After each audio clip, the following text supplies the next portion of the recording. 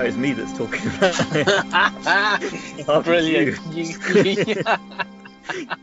Welcome to MyGuy Reviews, the podcast. Hello, and welcome to MyGuy Reviews. I'm MyGuy Monkey, and I'm joined today, hopefully, by MyGuy Brig. Yes, we're back. Hello, how you doing? Oh, yeah, good. How are you? Yeah, I'm fine, apart from, always being ill. But apart from that, it's all good. It's that damn virus. Yeah, of course, that's the big news at the moment, isn't it? The coronavirus. Fake news. So, yeah. It's not real virus. Fake news. It's not real, but I'm probably going to have it. It's fine. Exactly. So, yeah. Tune in next week for just MyGuy Brig. Yes.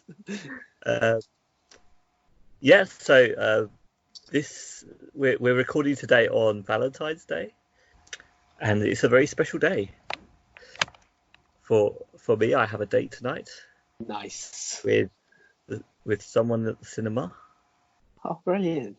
And that day is with Sonic the Hedgehog. Yes. Released oh, today. that's a preview already. Yeah, I can't wait. Yes. It's the first Valentine date I've ever had, I think. Oh. You and Sonic. And also, the good thing is they CGI'd Sonic, so it looks so much nicer now. It looks cuddly.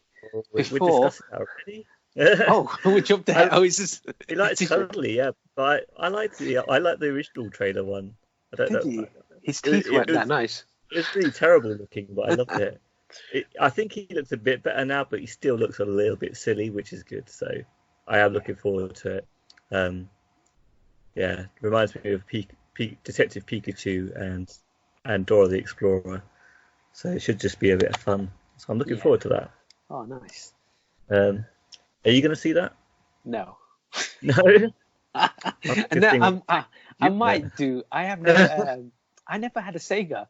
I was growing up. I would have been a Nintendo fanboy, and then straight from there I went to PlayStation fanboy. To Sega, I never really got the Sonic games. I played them. I think when one of the Sonic games were available on the iOS. But it's so late then. It's literally just pressing the right button and jumping every so often. I felt as though there's no skill to it in the first few levels, but I'm sure there's more to it. I just never got into it. I love Mario too much. You love Mario too much? Yeah. I knew this all about you already, luckily. But that hasn't changed what the topic is exactly, because it is topical, and it is Sonic the Hedgehog, but it's a versus episode. Oh, nice. Basically, it's a rip-off of your Who Played It Better. Oh, yes, yeah. I just give you two things sometimes, and you've got to tell me which is better. Okay. So you don't Mario, obviously. Mario is not going to come up. I'm not a Mario fan, sorry. So. He's had so many crossover hits. He's had the Mario series.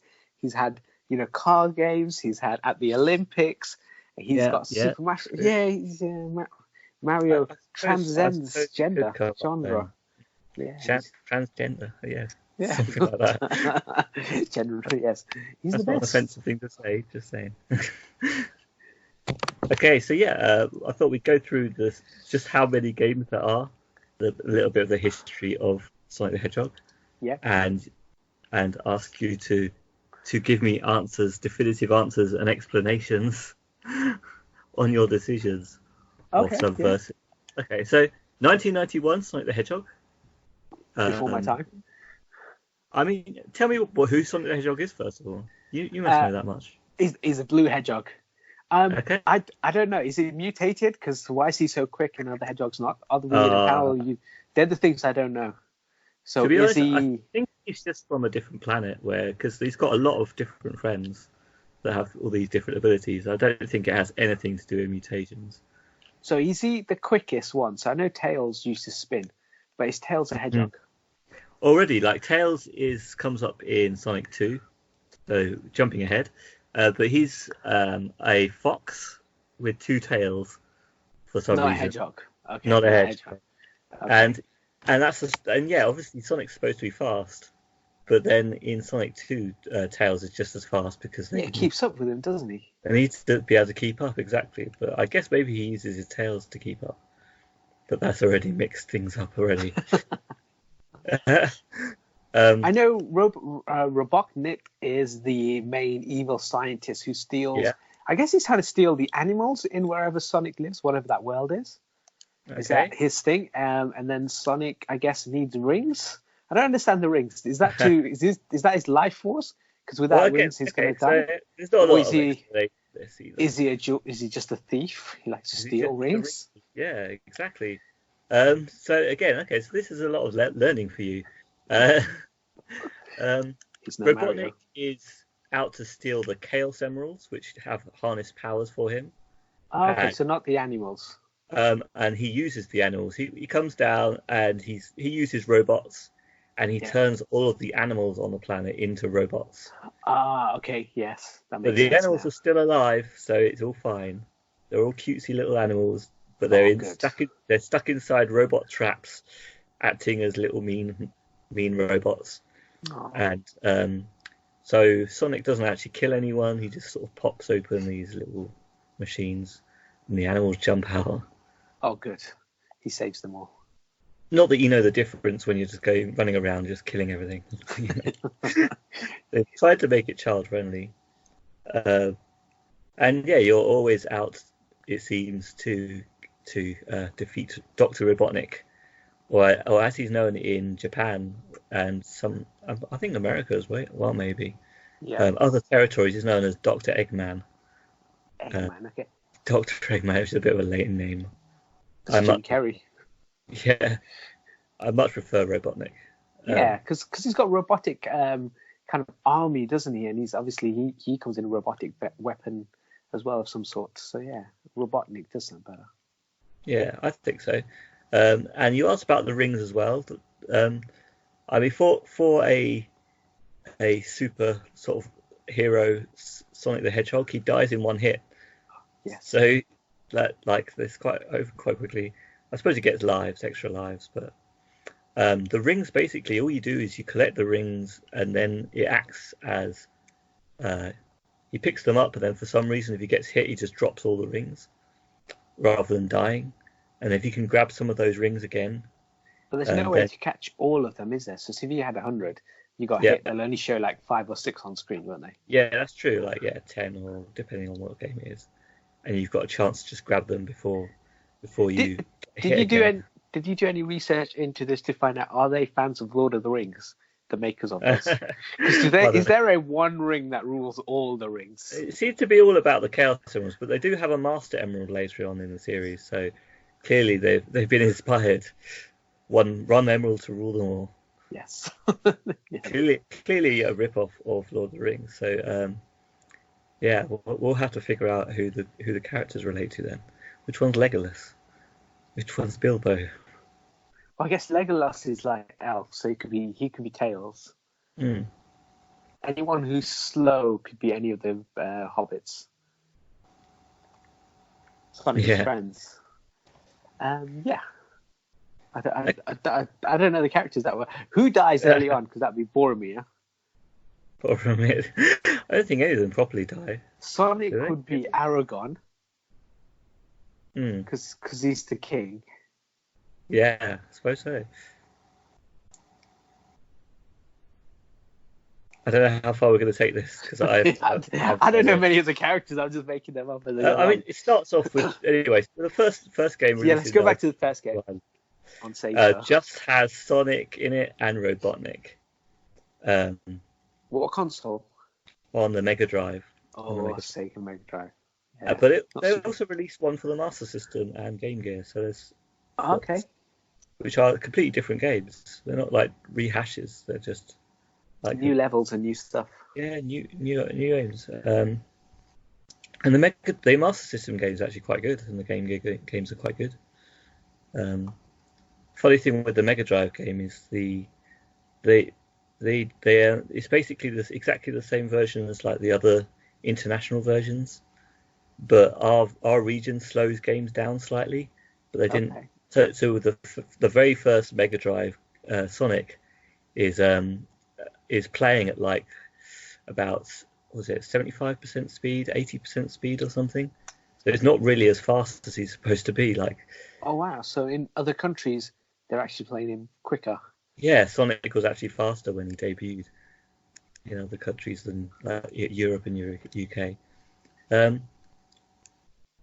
But yeah, so I guess the which question are we going to ask you first then? Because you don't know anything about these things, and we're going through one step by step. So we'll just carry on with the history. Yes, let's start with the first one. Yeah. So the first game, Sonic beats Robotnik. Yes, he does. That's pretty much it. We've got his character pretty much down. And then Sonic 2 in 1992 really introduces Tails, who is just as fast. Yeah. And yeah, the first question: Sonic versus Tails. Oh, who would win in a fight, or who would win? Who would I prefer to play? Just versus? Which one wins? There's no criteria. There's no reasoning. It's just they're having a sandwich together. Who'd eat a sandwich quicker? Exactly. So you get to decide which battleground you pick for them, really. But it's an overall. I guess Tails, only because when you play the game, you're right. Tails always keeps up with Sonic for whatever reason. All of a sudden, he flies off screen, and then before you know, he's back there. So he's got either teleportation powers that we never know of, or he's just super quick. Plus, he can fly, which Sonic could never do. So if there's a ring that was really high up in the air, Tails in theory could fly up to get it, while Sonic couldn't. So I'll give it to Tails. Sonic isn't doing very well already.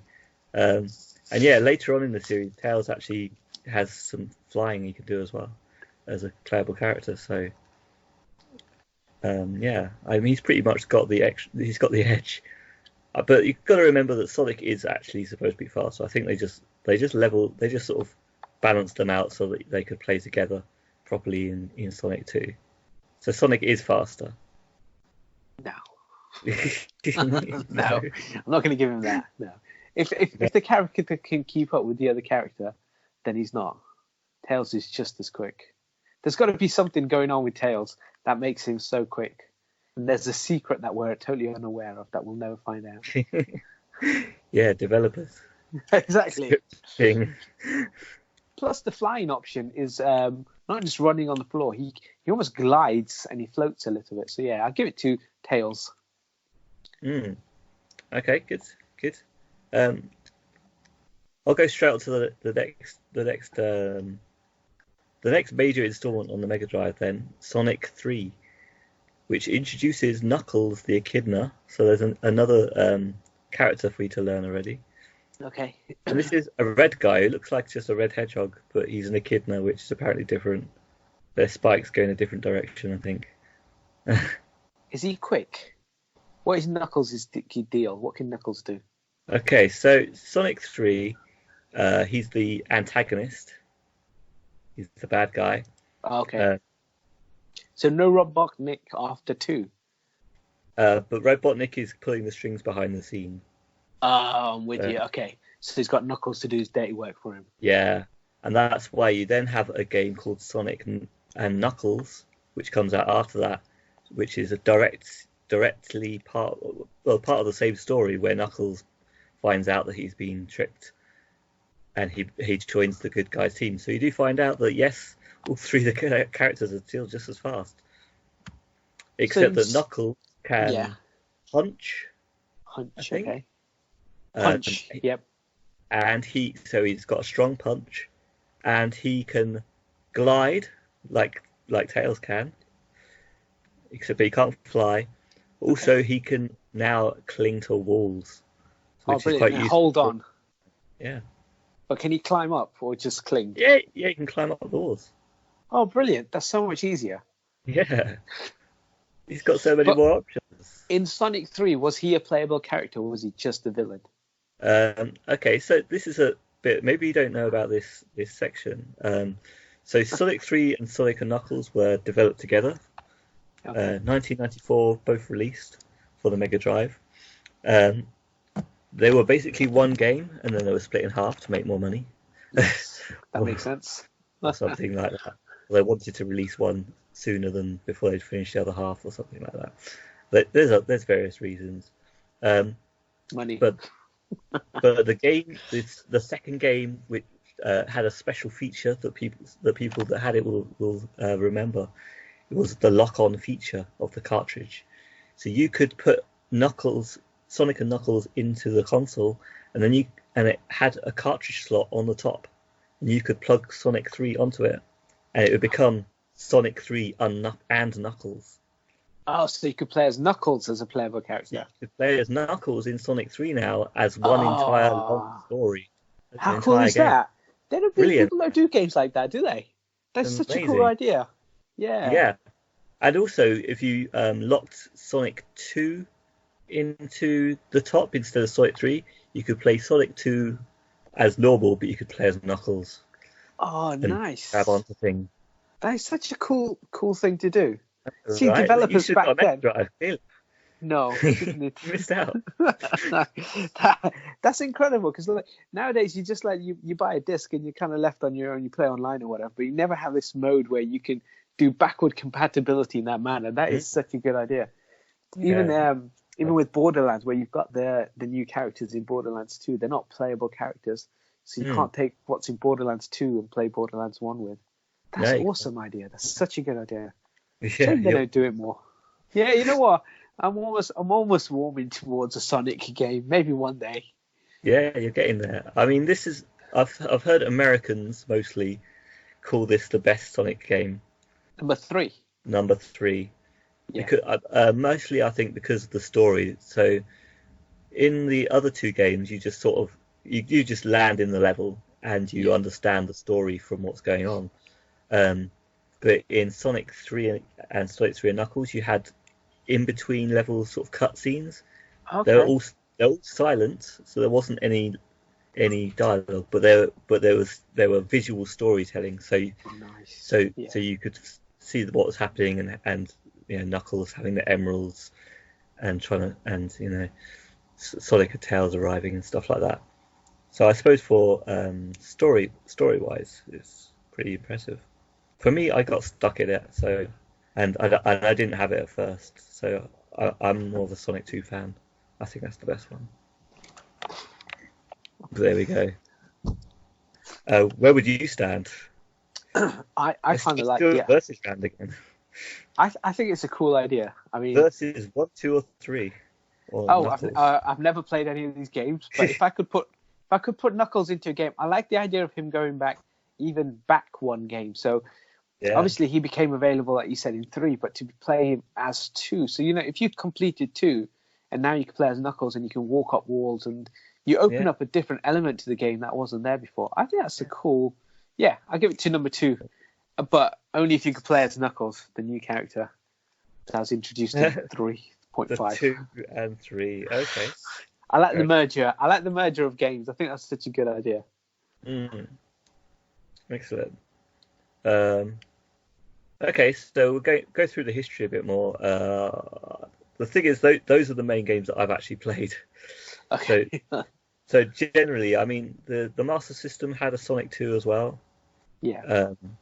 I don't think it was so good, but it had its own game called Sonic Chaos, which was a bit better. So it had 1, 2, and a thing called Chaos. I think Knuckles might have been involved in that actually, but I can't be sure. I can't remember. There's one on the Nintendo Wii as well. There's a Sonic game on the Wii. Yeah, there was. Yeah.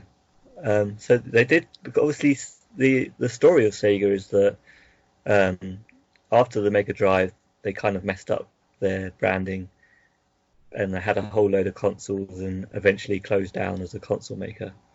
So then, all of their exclusives they now make for Nintendo.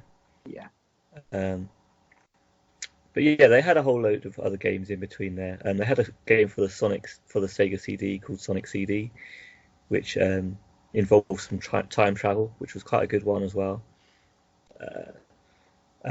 But yeah, I mean, really, it comes down to the Dreamcast and when they moved into the 3D era for when we really get to the next big stage for the Sonic games. And they, of course, they were produced also once the Dreamcast started to die. they were produced for the GameCube as well. So these are like the GameCube. These are the Sonic Adventure games. Have you heard of these ones? No. No, not at all. No. If it's Mario Adventure, I'd be like, yes. Okay, so Sonic Adventure, I haven't even played them properly, but I know I've seen enough of them to have an underlying knowledge of them all. They're the first leap into 3D for Sonic. Some of it done quite well, some of it not so much. They introduced some new characters, so we've got we've got Tails, Sonic, and Knuckles still there, but now we've got Amy Rose. Have you heard of her? No. No, she's basically a pink hedgehog. Okay. She's definitely a hedgehog then. Yeah, she's definitely a hedgehog as far as I know. And also Big the Cat is one of the characters who never really turns up again. And also there's a robot character in it as well. And the big no, it's Ed 209 or something. No, that's not right. That's Robocop, isn't it? C3PO. C3PO. That's not that bad. See if I can see his name. BB-8. We do need E102 Gamma was his silly name. I wasn't that far off. So I was close to Ed 209, whatever it was. The big difference in Sonic Adventure though is that you actually had to play with all of those different characters. They had their own story and they had their own move sets, like you were saying, with the differences. We've already discussed the other three, but Amy Rose had a hammer that she could use because for reasons. I thought. Yeah, I guess so. Except that she's not that amazing. Okay. It's kind of like she comes up in the Sonic animated series as well, and she's like a doting girlfriend to Sonic, but it's like Sonic's not really going out with her. She's like a stalker, basically. And then we've got Big the Cat, who he's a big cat. He's slow and he's got a fishing rod, so his levels involve fishing, I think. Oh, okay. It's kind of boring. Kind of odd. Probably, I think it's considered the most boring of the levels, the size of that game to do. And then you've got the robot that fires laser beams, so I guess he's got a long range weapon, where all the others don't really have that. All of their characters in Sonic Adventure have different aims and objectives. So it does mix up what you have to do in things. Like I think Knuckles has to treasure hunt and find things. Oh, cool. I can't remember the rest. The Big the Cat has to go fishing, clearly. Yes, stereotype.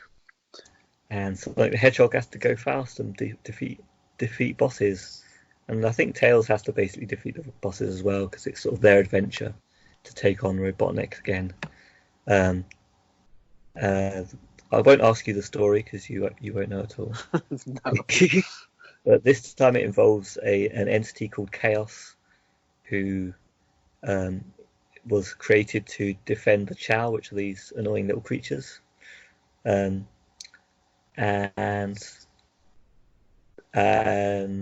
Robotnik wants to unleash Chaos to obviously use him to overtake the world and all that stuff, take over the world. And Sonic and Tails notice and want to stop him.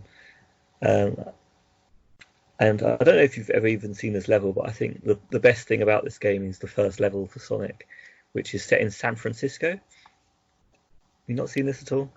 No. Okay, so I recommend you have a look up at this. Look it up at some point.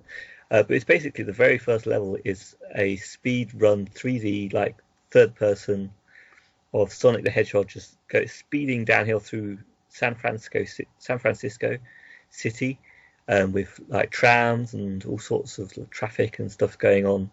Yeah. It's just kind of crazy. Like for an attempt at 3D, it's not that bad. It was well renowned. It's still renowned as a really really good game, along with Adventure 2, which can't be said for all the games in the future. So they start to get sort of more mixed later on. But I think there are still flaws with them, such as some of the slow characters and some of the camera angles and stuff, which was sort of something developers were struggling with at that time. So out of the new characters versus, you've got Amy, Big the Cat, and you've got E102. I guess none of them really appeal to me, but I guess Big doesn't seem to have any like personality that I know. No. Well, Big the Cat, I guess, because he's a cat. It's a different animal completely thus far. Yeah. So we've got hedgehogs. You've got Tails, that's kind of like a hedgehog. You've got Knuckles, who's kind of like a hedgehog. You've got the pink one, who is a hedgehog. Sonic, who's a hedgehog. So they're all kind of similar animals-ish. Yeah.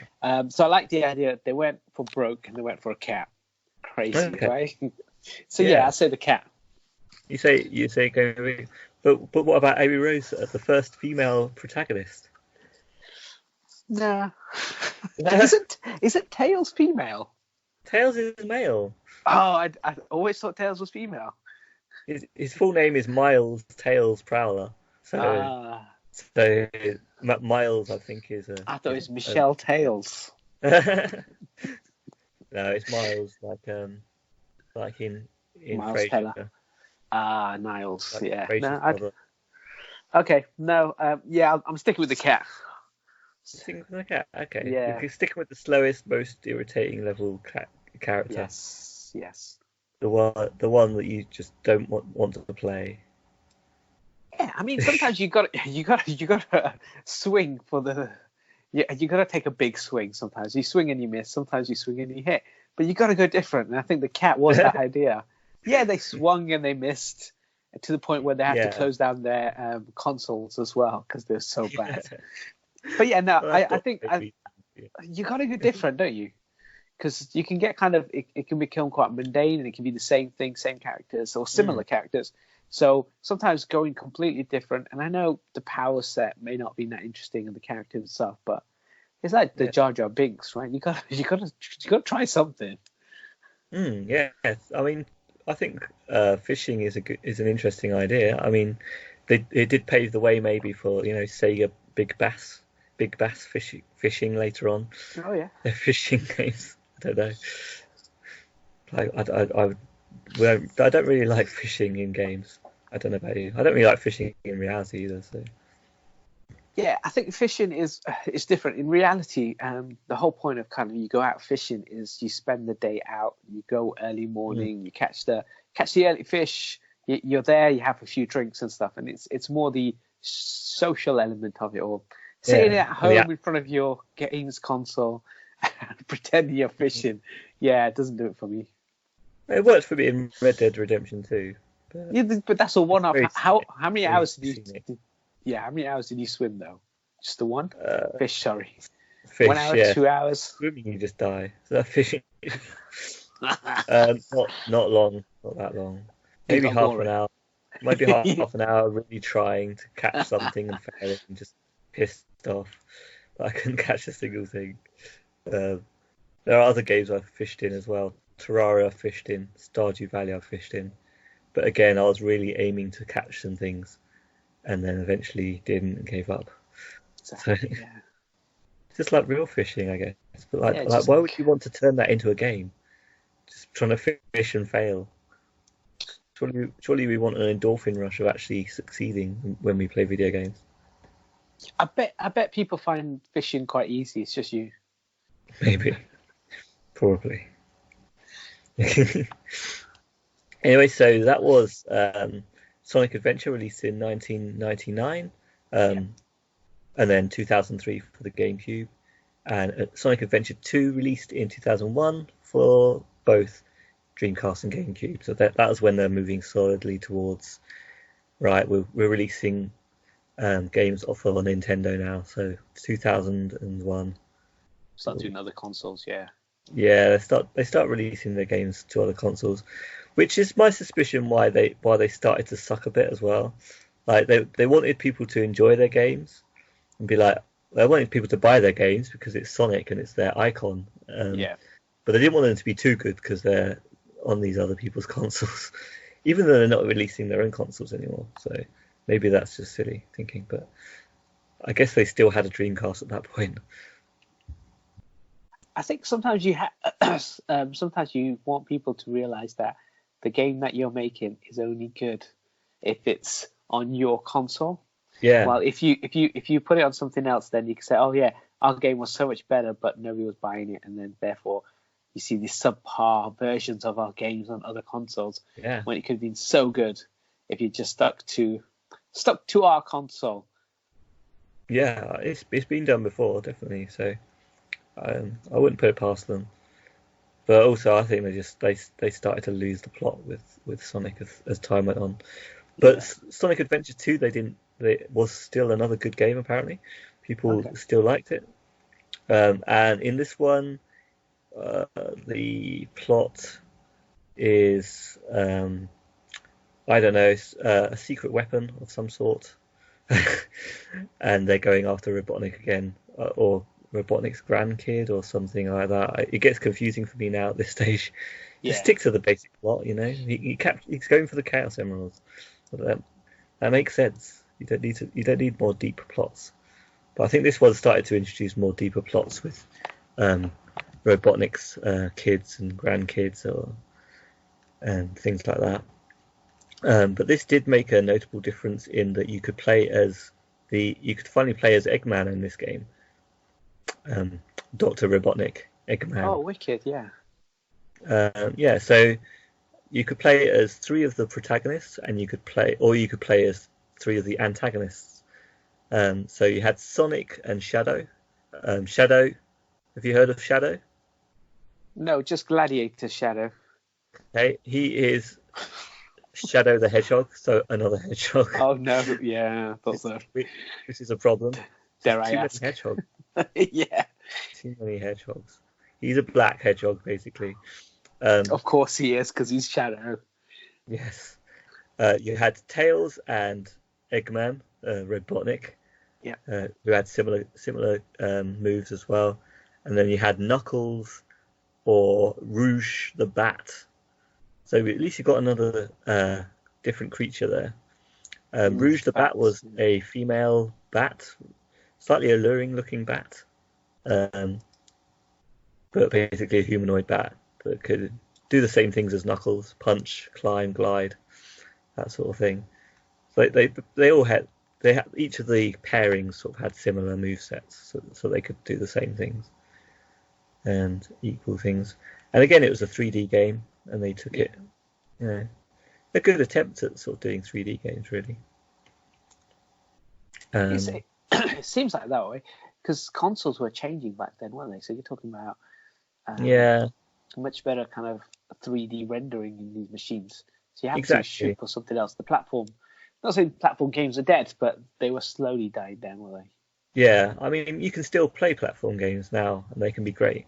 But at that time, the 3D was what was all about. That's what everyone was moving into. So everyone had to try and tackle it. And I mean, I think they added. I think the problem with the 3D games is that they're very much linear. Like the 2D games had different levels. Like you could take higher routes and lower routes and medium routes, and find little secrets and things. But the 3D games sort of tried to keep you on that track. Yeah. Try to keep me. It can be a very fast track for Sonic, and can be quite fun to enjoy. But like there wasn't much options for you, so it's more just about the speed. And then obviously the other characters that got to explore, but Sonic just had to go fast. So that maybe let it down a bit. So at last we get to a versus then. 2D or 3D Sonic? 2D. 2D? I think he's better off just running on a platform. That's it. Sometimes you have to go back to basics. On PlayStation Plus as well, every so often you get a whole bunch of games. Sometimes you get like an indie game. and some can be like a scrolling platformer game. And it's good to sometimes just play an old school kind of platform game. 3D for Sonic, I don't think it works better. Because running is so much better when he runs on a straight line and you can jump up and down. And I always like to think that 3D could work better if they just solved it, if they just cracked the problem of it. But when they did the 3D runs, do you remember when you have to run through the rings to collect the rings? Yeah. When you're in this like half pipe, and you have to run down the thing. You remember something? Yeah. I never liked that. Sonic 2 bonus stage, yeah. Yeah, I did not like that because sometimes you have to get the ring and it has to be all the way around. And those 3D parts of the game, it just shows you what the game would be like if it was all 3D in that time. So 2D for me. I mean, props to it though. That 3D on a Mega Drive was pretty amazing. But yeah, luckily the games weren't really like that in 3D. They were definitely more open looking, and jumping between different platforms and stuff while you're running. But they did have something good about them, but it was more sort of jumping between rails. You could never really jump between proper platforms. But just have these sort of grind rail bits where you just land on the rail and just slide along. Quite a lot of those. So you're saying 2D, and I think from a retro perspective, I think you're definitely right. I mean, there's a whole load of games that came in between now and the future that we're going to come up to, but basically Sonic Mania and Generations are the games that sort of really nailed Sonic again. So people like the 2D Sonic. Yeah, because Sonic fits that 2D world, while Mario can fit in both 2D and 3D. Because if you got a 3D world, Mario's not needed. He doesn't need to sprint around it. He can admire the world. He can interact with the world. He's there to the world is a massive part of the game. In Sonic, you're trying to go from one jump to the next thing. You're doing it quick. Yeah, exactly. It's all about speed. Yeah. So So for me, 2D works works though. Definitely. I think you get to see more in 2D and make more decisions, whereas 3D they're like, as you say, he's got to go fast. So then they think, all we've got to deliver is a roller coaster ride, and that's where it ends up limited because all you've got is the ride. And if you want a roller coaster ride, you just watch a video or something. You don't have to really press the buttons. That's also like if you've got if you build a 3D world, you want the gamer to go into the world and immerse themselves in that world. That's the whole point of building it. With Sonic, because of his speed and his characteristics, he'll just whiz past the entire world. He doesn't enjoy or take in the sights and the sounds of the world like Mario would, or other characters that definitely. Platforming would suits them, finding stars, jumping on platform to platform, get higher stuff. That's what they do. So that element of it for Sonic, anyway, because he's a speed demon, doesn't work. Yeah, he hasn't got time to appreciate his levels. No. And it's a waste of level for you as well, the player. It's like all that stuff they're building, just whizzing past it. But I guess that's a bit like racing games as well. So, there's good and bad sides to them. But with racing games, you have different maps, don't you? Racing maps. But then the actual outside world of it, you can have any building you like, and you whiz past that building. Then you get to lap number 2, you see the same building again. Lap number 3, so you can still see the world. But with Sonic, it's one and done. That's if you have lap races. Yeah, okay. If you don't have the lap races, you don't see it. But in Sonic, it is just one and done. You literally just run to pass your screen. Or even if you get to replay it a lot, if they just had all the levels separated properly, so you were just trying to replay it and get faster scores and stuff, then maybe you'd get to see the world a bit more each time. And if that was the challenge, then maybe I don't know how much they actually do that in games because I haven't played them all. But yeah. Okay, so you've had a PS2, I think. You haven't had a PS2? You started a PlayStation 3? PS3. PlayStation 1? No. No, okay. So there were a couple of PS2 games, Sonic Heroes and Shadow the Hedgehog in 2004, 2005. I've skipped a whole load though, so we're not doing a thorough history. PlayStation 3, there was Sonic the Hedgehog, and there was Unleashed. Did you play either of those? No, it wasn't Mario, so I wasn't interested. 2006, 2008. No. I think they're pretty regarded as pretty poor games anyway. So that things were going downhill by then. But there was a Sonic game released on 2007 for the Wii. Okay. Okay, so actually there were a few games for the Wii, but there's one that you've already told me about at the beginning of the podcast. So 2007 release for Wii was Mario and Sonic at the Olympics. Yes, that was my fave. The only reason why I played this is because someone had a Wii and went round, and it was so Mario could beat Sonic. So what we did the races, and this is where you had the 2 controller system, and you have to run on the spot up and down. Well, you don't run on the spot; you move your arms up and down. But we had 4 people, and they're all running on the spot, and we always gave the slowest person Sonic. So every character could beat Sonic. That doesn't make sense. Sonic's faster. He's rubbish. Anyway, so it was such a good game though, because it had the varying Olympic games in there. You had various other things as well, but you got to pick some of the Mario characters roster, and you could pick some of the Sonic roster as well. So it was a good mashup of the 2 games.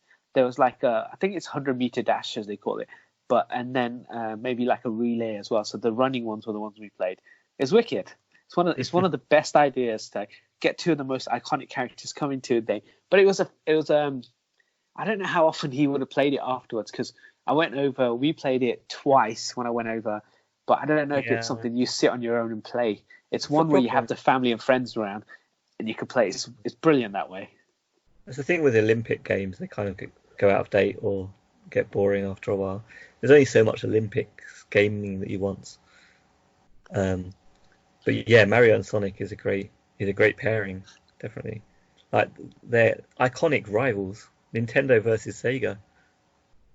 It's amazing. Yes. I'm gonna have to get that game. I've got a Wii still.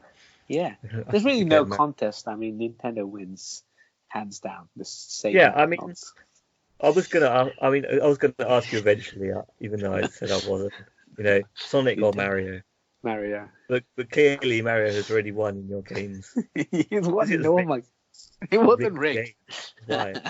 So you already admitted it. The only reason Mario is because you won, because you rigged the game. No, because so that's Mario, Sonic versus Mario, and rigged the game. Mario won. A little plumber from Italy beats a hedgehog. Yeah. How did you keep up with him? Come on, he's like a magical speeding hedgehog from another galaxy. A little plumber with a mustachio. Oh, it's good because it's one of the very first kind of games where I don't know if this happens a lot, but it was the very first kind of crossover game that I became aware of, with these 2 iconic characters from completely different kind of. It's a bit like if Xbox's Gears of War, which is their exclusive, was able to have that character or that team in an PlayStation exclusive game as well, and you could somehow combine the 2, which these things don't happen. Yeah, and so well, if there was a good PlayStation game that you could do that too, I don't know, or maybe. I know. So I've got Halo as well. Yeah, Mario. The Smash Bros is cool because they've got the whole Mario suite, and I think Sonic. You can maybe get Sonic on there now as well, but I think at that point I'd never seen 2 iconic characters in video games developed by different companies who used to just exclusively release them on their own consoles to come together, which is amazing, I think. Yeah, I think that too. It's really good. So we had a few more games. It had Secret Sonic Hedgehog and the Secret Rings. Okay. And it had the Black Knight. They're both sort of slow paced, but actually, I think they're okay. Kind of slow paced adventure games where there's actually more to do than just run. And not too bad. And also they had colours, which I think is I mean, it's supposed to be a 3D game, but I think it has sort of a mixture of 2D and 3D, which works quite well. Again, it's one I haven't played, but it got good reception, colours. So that's the start of a return to form, which is good for the series. That was 2010. Then you've got the Sonic the Hedgehog 4. So there's a proper episodes 1 and episodes 2. Have you seen or heard of these ones or know anything about them? No. So I mean, they sound like official sequels, but they didn't do so well. They were kind of 2D affairs, but sort of rendered 2D, 3D. They didn't really do Sonic very well, and they didn't really do the whole Sonic going fast thing very well either. So they were PSN games, Xbox Live games, Wii and Windows, all that stuff as well. But yeah, they were let down really. So it's really been a mixed review. I mean, to be fair, I'm saying they didn't do well, but all the games that I've said have done well are games that reviewed positively. They reviewed well. All the games that I'm saying didn't do well got mixed reviews, not negative reviews. So they're still holding their own. They're just not that great. They're just sort of in the middle somewhere. Love them or hate them, or just fairly average. So they're not really terrible games. That's the case. But I have to say, one that came up in 2011 was Sonic Generations, and I think that was a really good game because it captured nostalgia. Do you know anything about Sonic Generations? No. Have you even heard of it? No. Is it like Sonic and his dad and his granddad? Kind of. I mean, it's still Sonic, both versions of Sonic. So there's an old version of Sonic who does more sort of 2D level gameplay, who's called like Classic Sonic. And for some reason, they're both existing in the same universe for a bit. And there's like a new Sonic who's like the 3D rendered looking sort of Sonic. And he has more of the sort of 3D based levels. And it's quite a good mashup of like it brings back old level styles from the first 2D games, which you've already chosen as the better ones. Yes. And it also brings back elements from the 3D games, the Adventures sort of era, which were two of the highest points for Sonic before this point. I don't think it's not that long a game, but it's definitely worth a go. Released for PS3, 360, 3DS, and Windows. So if you have the PS3 still, you can still play it. Might be on PlayStation now. It might well be on PlayStation now. Yeah. They haven't put it onto PS4 yet though, unfortunately.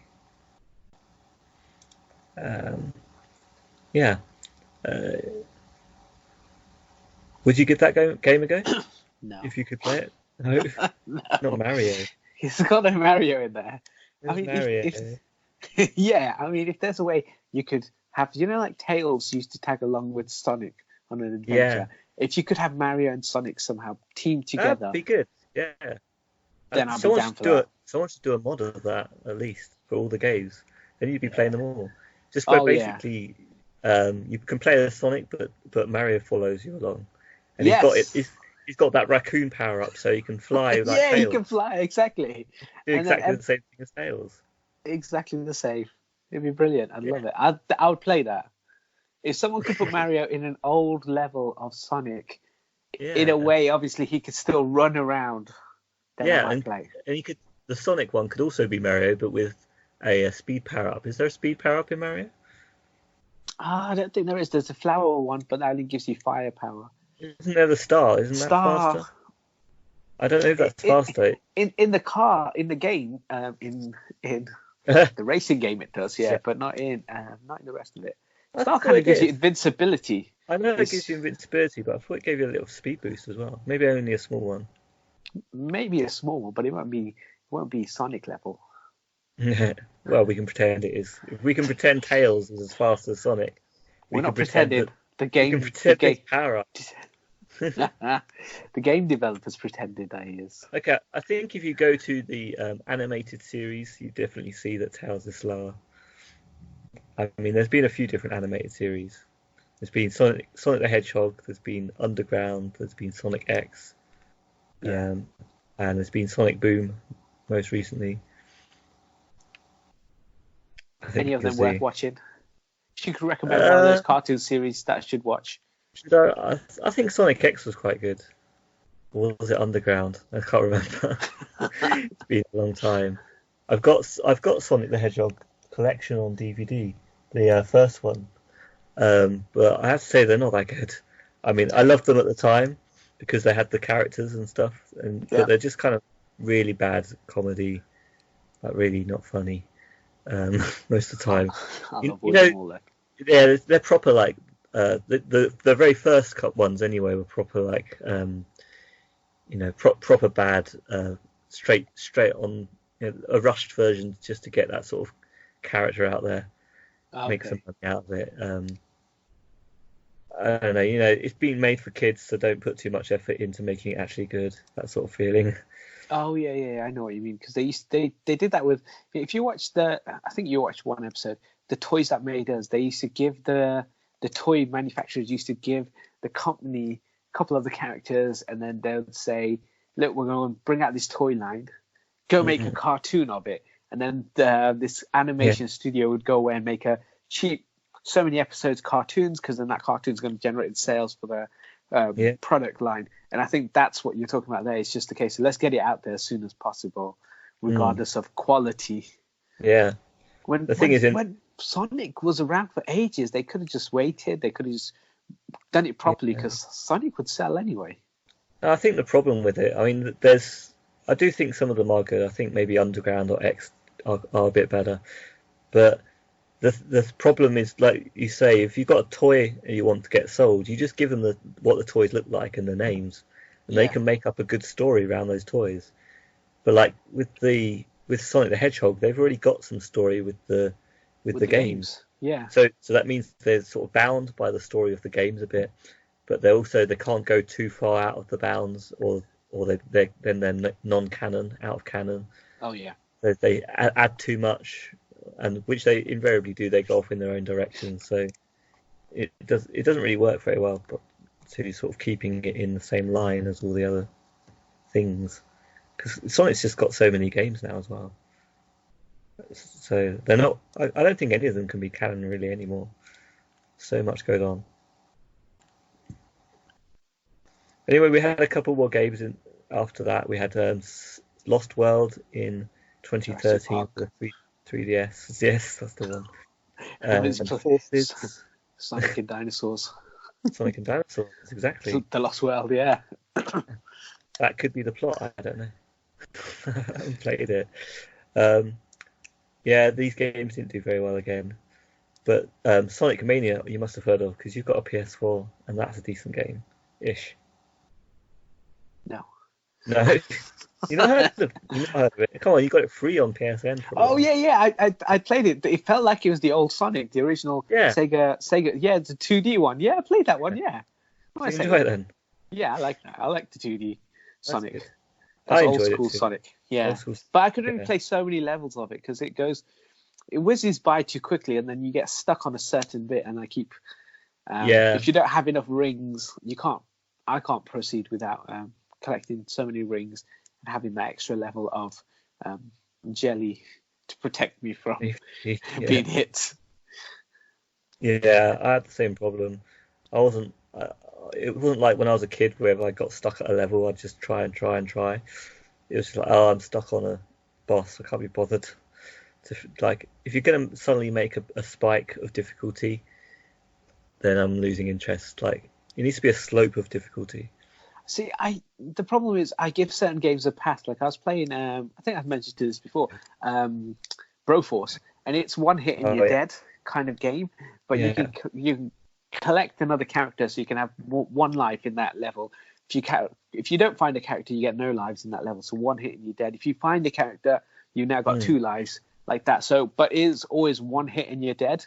Yeah. But you play the boss levels, or you play certain levels, and they are really hard.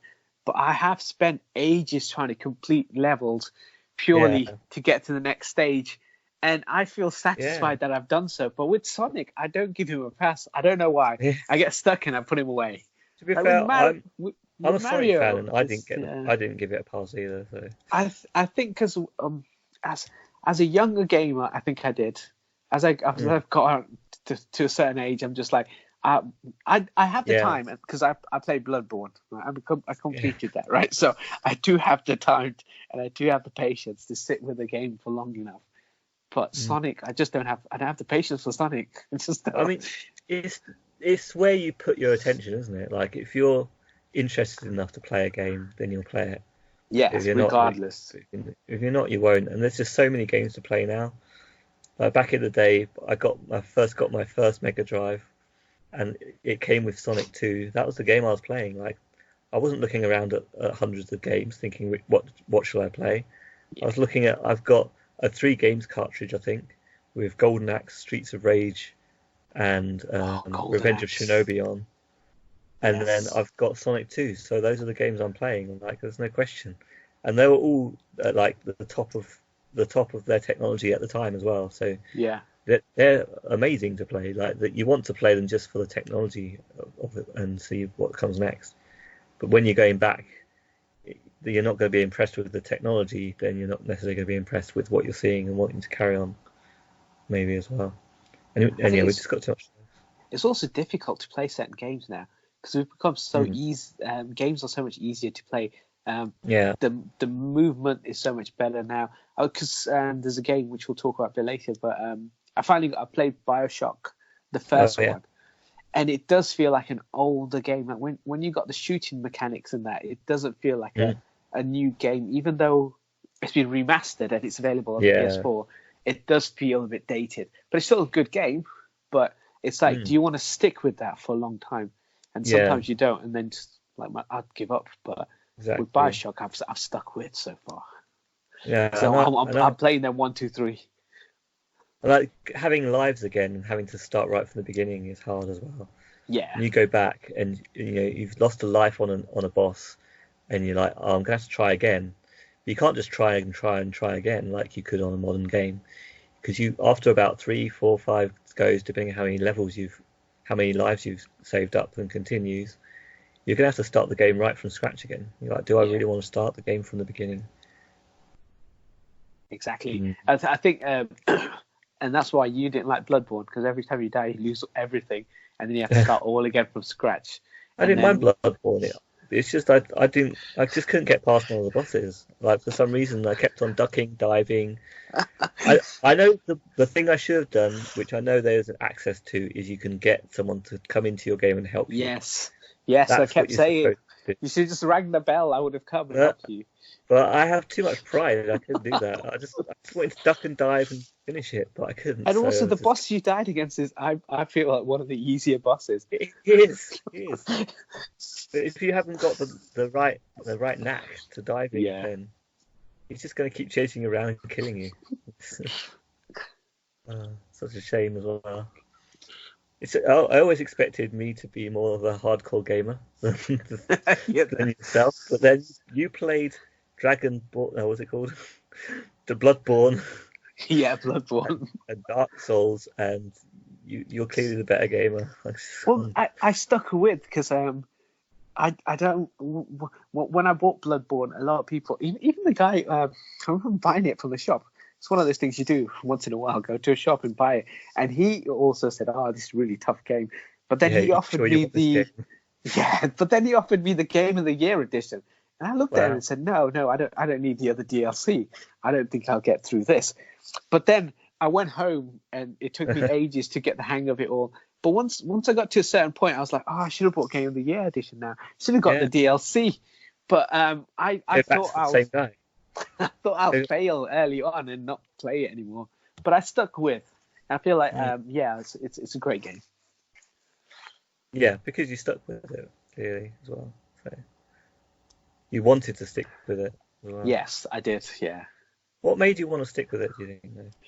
I found it quite because the actual combat system is really good. It's very fluid. So there's no blocking involved. So you got to hit, you got to move out the way, you got to roll forward, roll back, but there's no blocks, so you can't just stand there and like in normal fighting games or other games, you have a shield or something, and you just duck out the way. You had none of that, and that's what kind of really excited. And it's just that it's so quick paced. Like you run around the corner, and there could be something there, or you fight something. You don't always have to fight something. That was the good thing. You can run away from things. Yeah. As long as you had enough stamina, you could just sprint past a lot of the game and just walk straight into a boss battle. Yeah, that's how you sort of get straight to the bosses. And sometimes, and as soon as you open up the shortcuts, you realize it's one. It's almost like it's one massive map.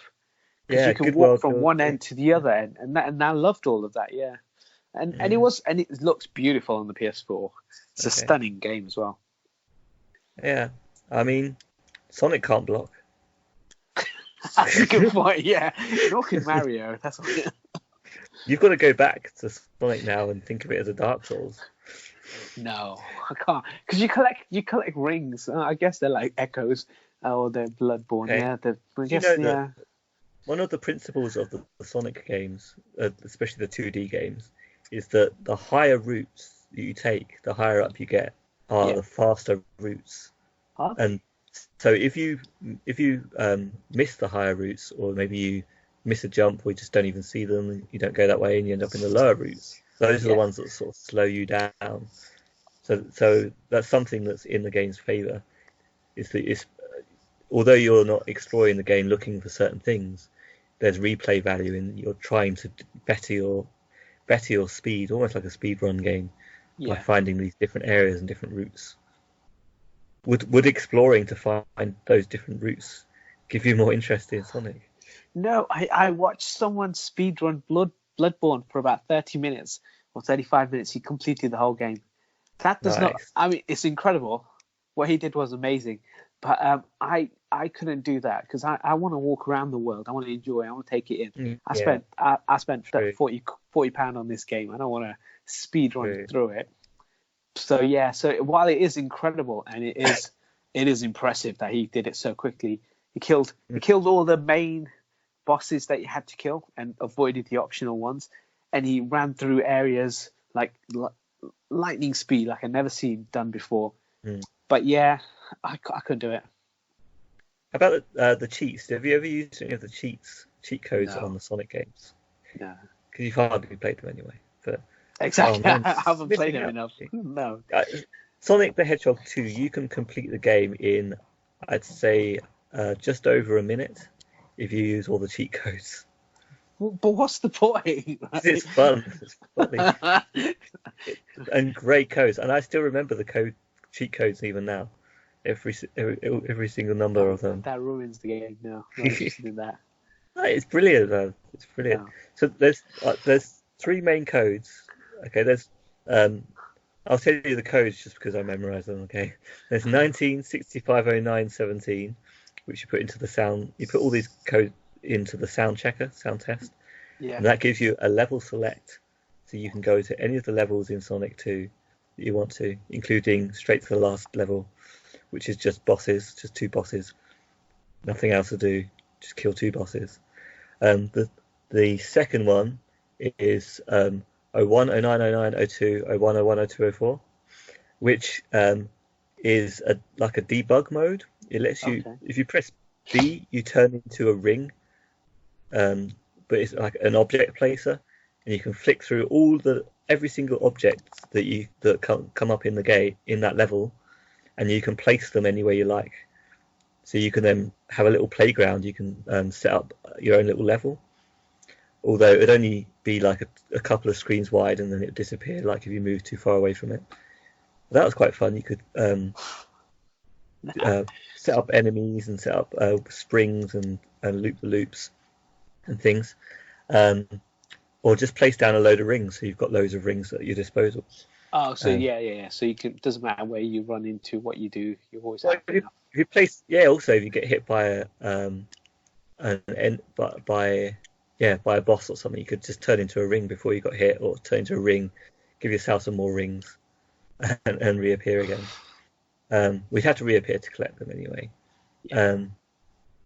And the third cheat was 04, 01, 02, 06, which basically let you become supersonic, which is if you collected all the Chaos Emeralds in the game, all 7 of them, by completing those 3D ring levels, the 3D levels you talked about. After that point, if you collect over 50 rings and you jump a Sonic, you turn into supersonic. And supersonic is the yellow instead of blue. Okay. He moves amazing speeds, and he has invincibility. So he's like unstoppable, pretty much, apart from being crushed or dropping down into an abyss. Those are the only things that can kill you.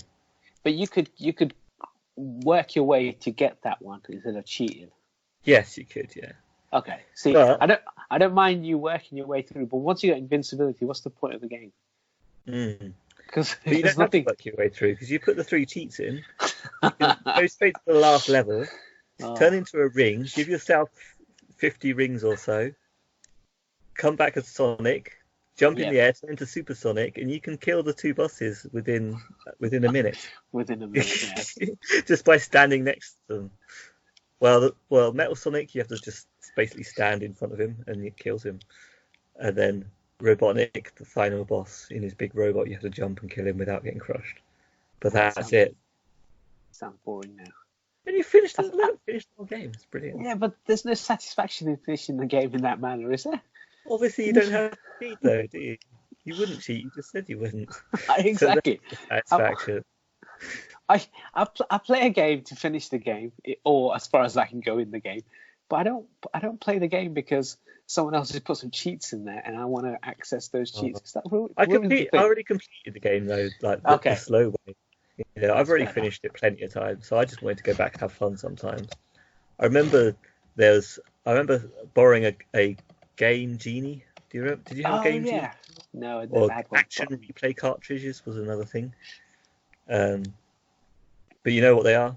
You want to explain it? They had a whole bunch of cheats, and you that was the bottom cartridge. So you put that in at the bottom, and then you put your game on top, and it unlocks certain. If there were cheats, and there's a set number of cheats and stuff, so you'd have, but it wouldn't be for every game. It'd be for whatever ones that they had it on, and then you put your console on. You put your main cartridge on top of it, right? And then it would unlock whatever it is. Yeah, that was cheatable. It's kind of 2 brands. I think there is one kind that maybe more like the action replay that was game specific. But the codes you put into the game genie and I think the action replay were actually changing code, or changing the way the code works within the games.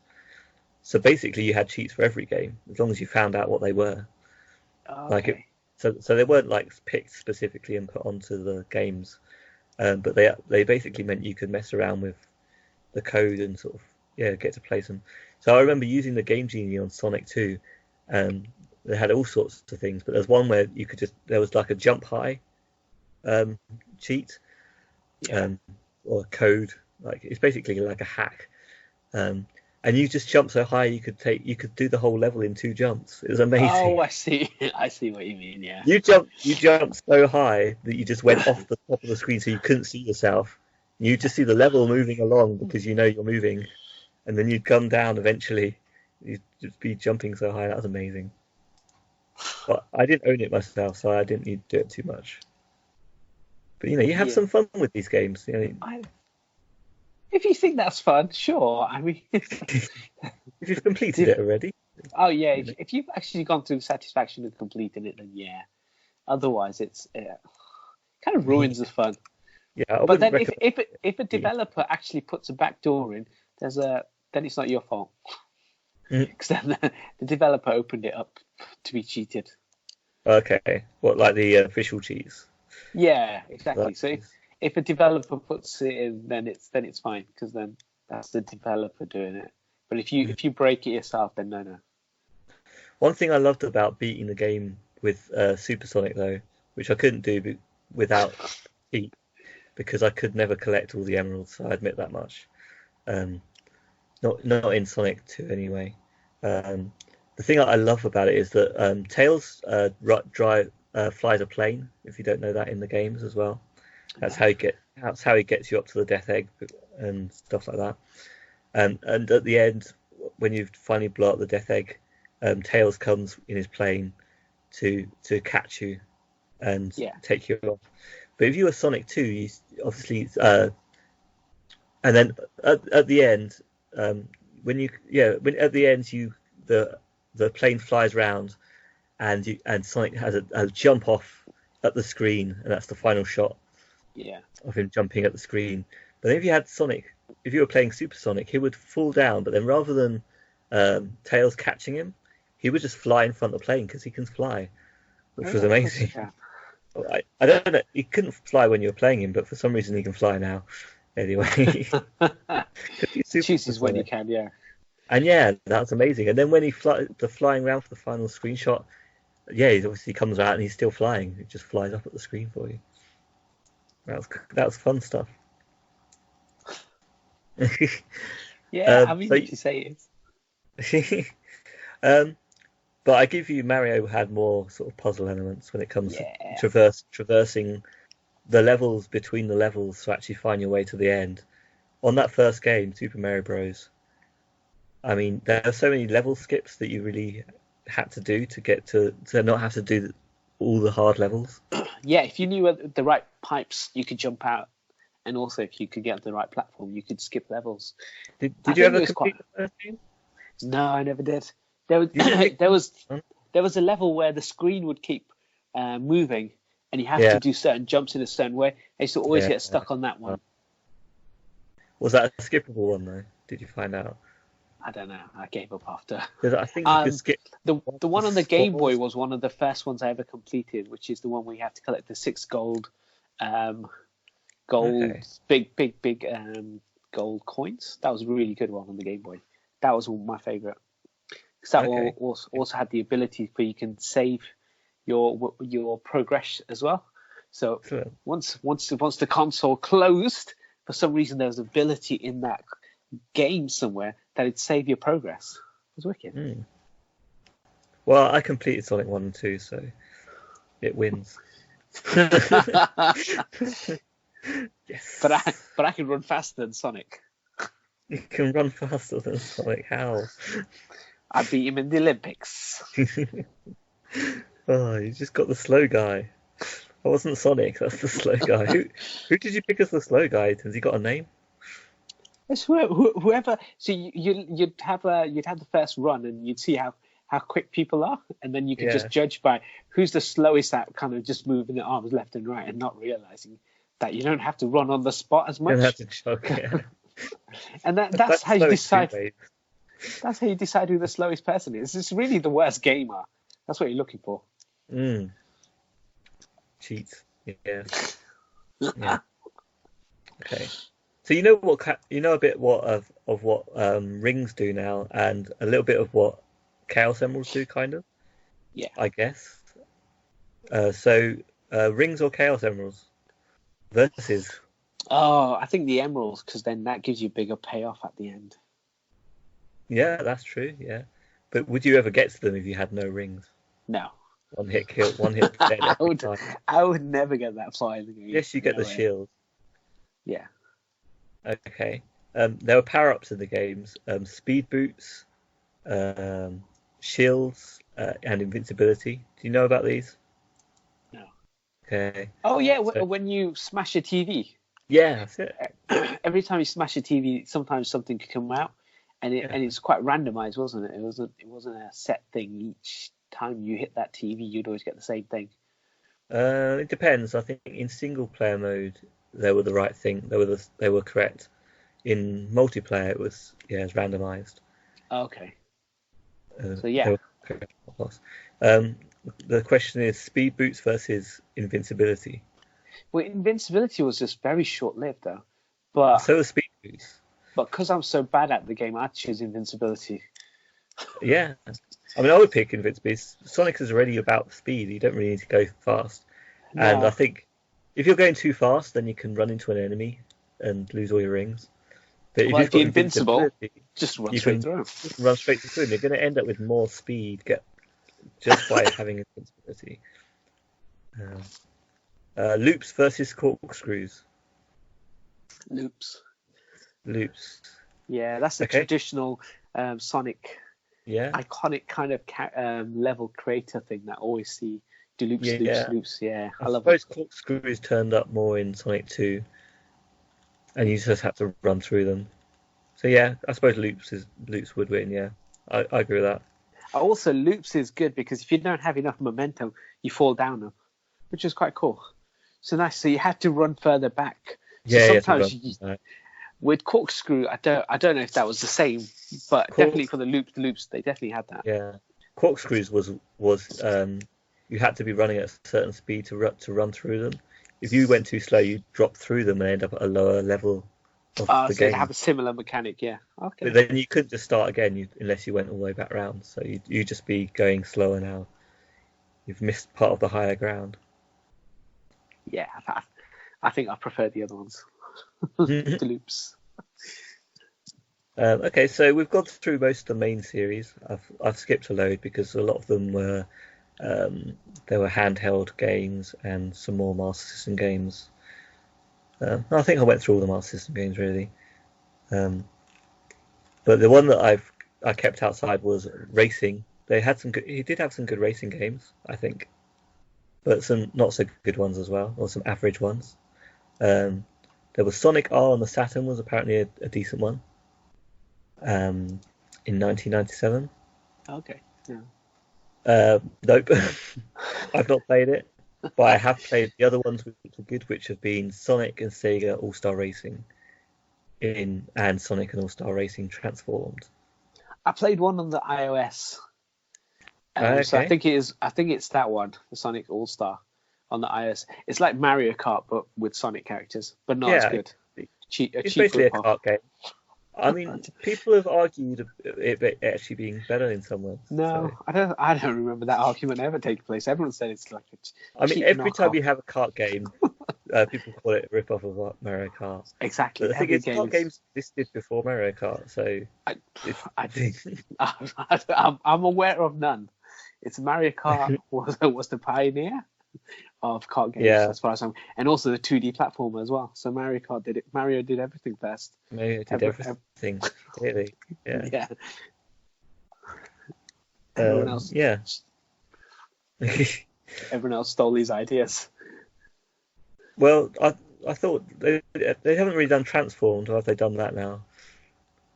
The mechanic where you transform between boats, plane, or your car. No.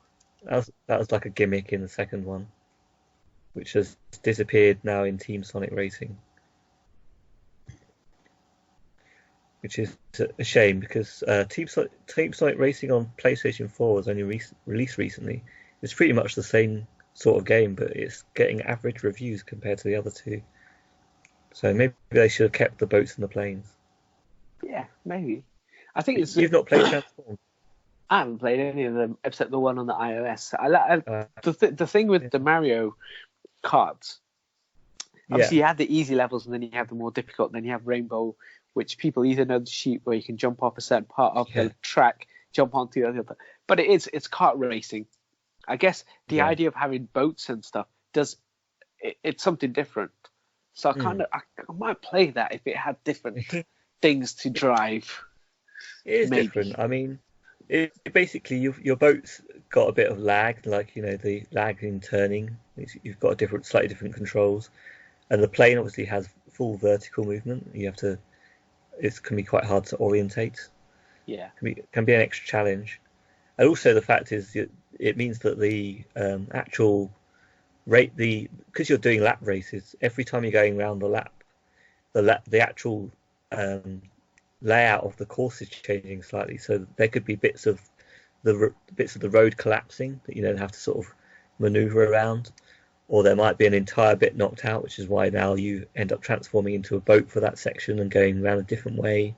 Oh, clever! Yeah. So you get a bit of variety, and it's really quite good mechanic, I think. But you haven't played it, so my next versus is boats versus planes. Boats. Okay. Why boats?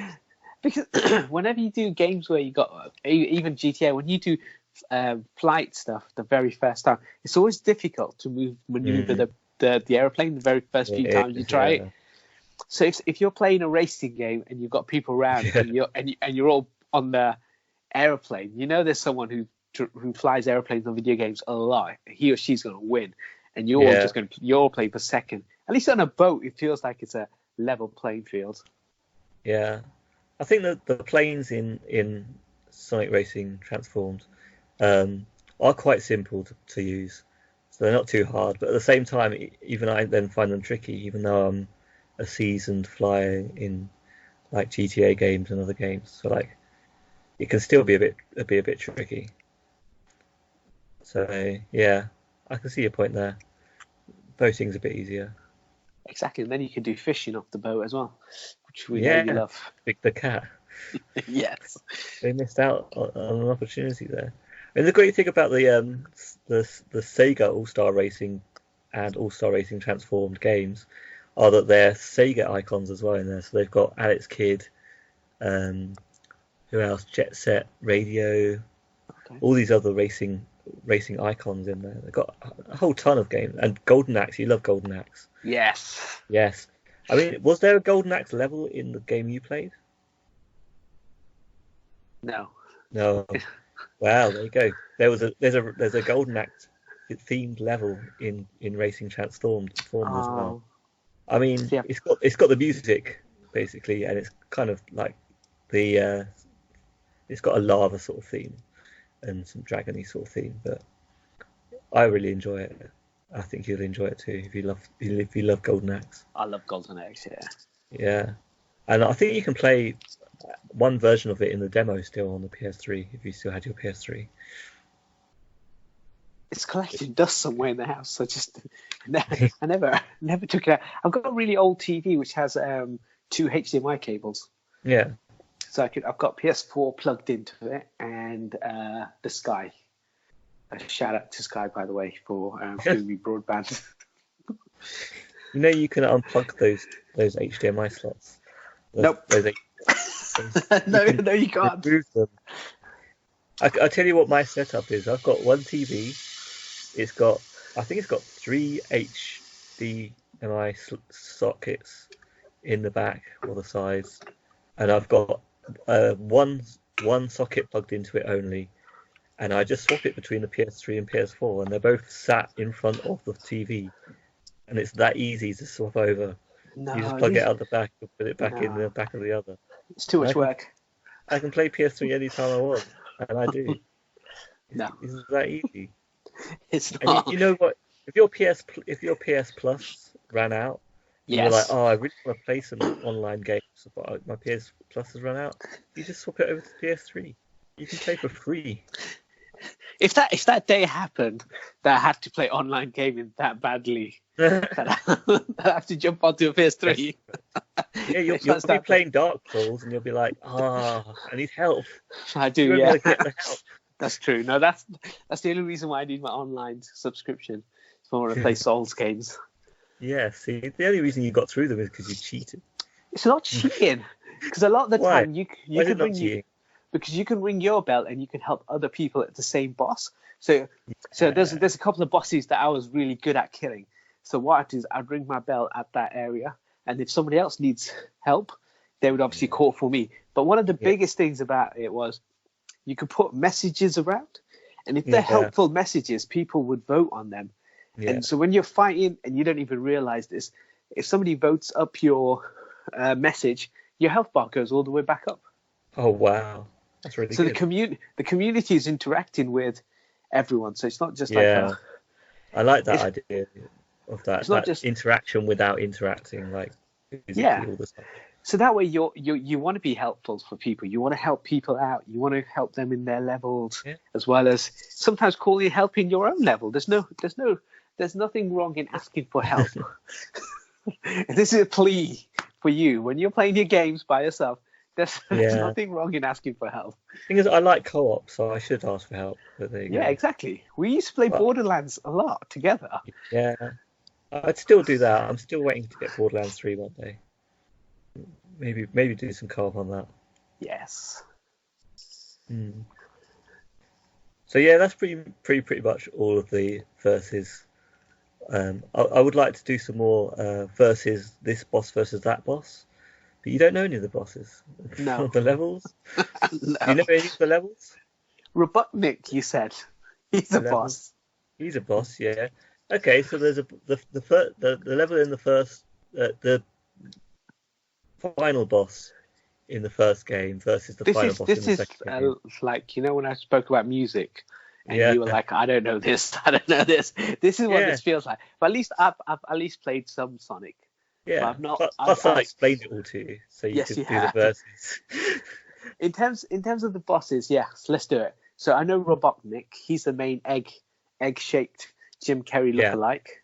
So Robotnik, the final boss in the first level, because you wouldn't have reached the final bosses, right? No. Okay, so the final boss in the first level, all he does is traps you in a tiny little space using some beam technology, like some shields, and he's in a little pod at the top of the screen, or top of the room, and he's just moving along, and he opens up, sending down a beam occasionally, which can kill you, and moves along with the beam. Meanwhile, there's 3 platforms that are just moving around that can help you get some height, ready to hit him when he's got that one opportune moment that you can hit him. Actually, you know what? This is actually a different boss, but I'm going to carry on with it. Okay. This is Robotnik boss though, so stick with me for this versus. This is actually the second to last boss on the second game. Okay, but it's actually quite similar to the first boss, so we'll do this versus first. But the thing is, those 3 platforms that are moving around have got spikes on the bottom, which makes them difficult to jump on. Okay, so you have to jump on top of them, but the bottoms have the spike. Yeah. Okay, plus the spikes are facing downwards. Exactly. And he keeps letting out his beam as well, which then moves along and can kill you. You could end up trapped in the wrong side. Okay. There's I guess a similarity to the final boss in the first game, which I remember now is different. In this one, you're stuck in a room again. He's got 4 pistons that go alternately. One goes from the ceiling and crushes on the ground. Then the next one goes out of the ground, crushes to the ceiling, and then the other 2 vice versa. Alternately. But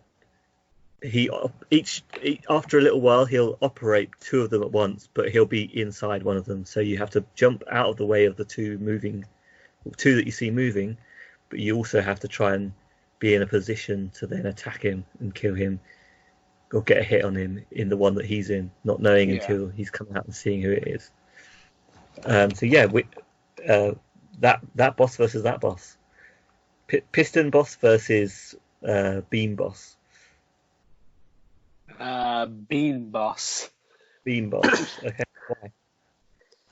Why? It's just because I had to pick one. Well, yeah, it's kind of more complex, even though it's not even like the final level. Yeah, I think the first one is quite simple. The first game was a simpler boss. Okay, so let's compare to the one you've just chosen. You remember which one you've chosen? With the beam and the platforms with the spikes on them. Yeah. Okay. Compared to the final boss in Sonic 2, which is where he's in his big robot. He's in a massive robot that the head is slightly off the screen. I think he's so big. He's got the robot has got spikes for fingers. So when you try and jump up to hit him in his stomach, which is basically the best, the only place you can really hit him, if those spikes come out, then you're dead, because you don't get any rings in this level either, I don't think, unless you're using cheats. Oh, so it's one hit and that's it, the whole level. Hit kills this whole and so that's that.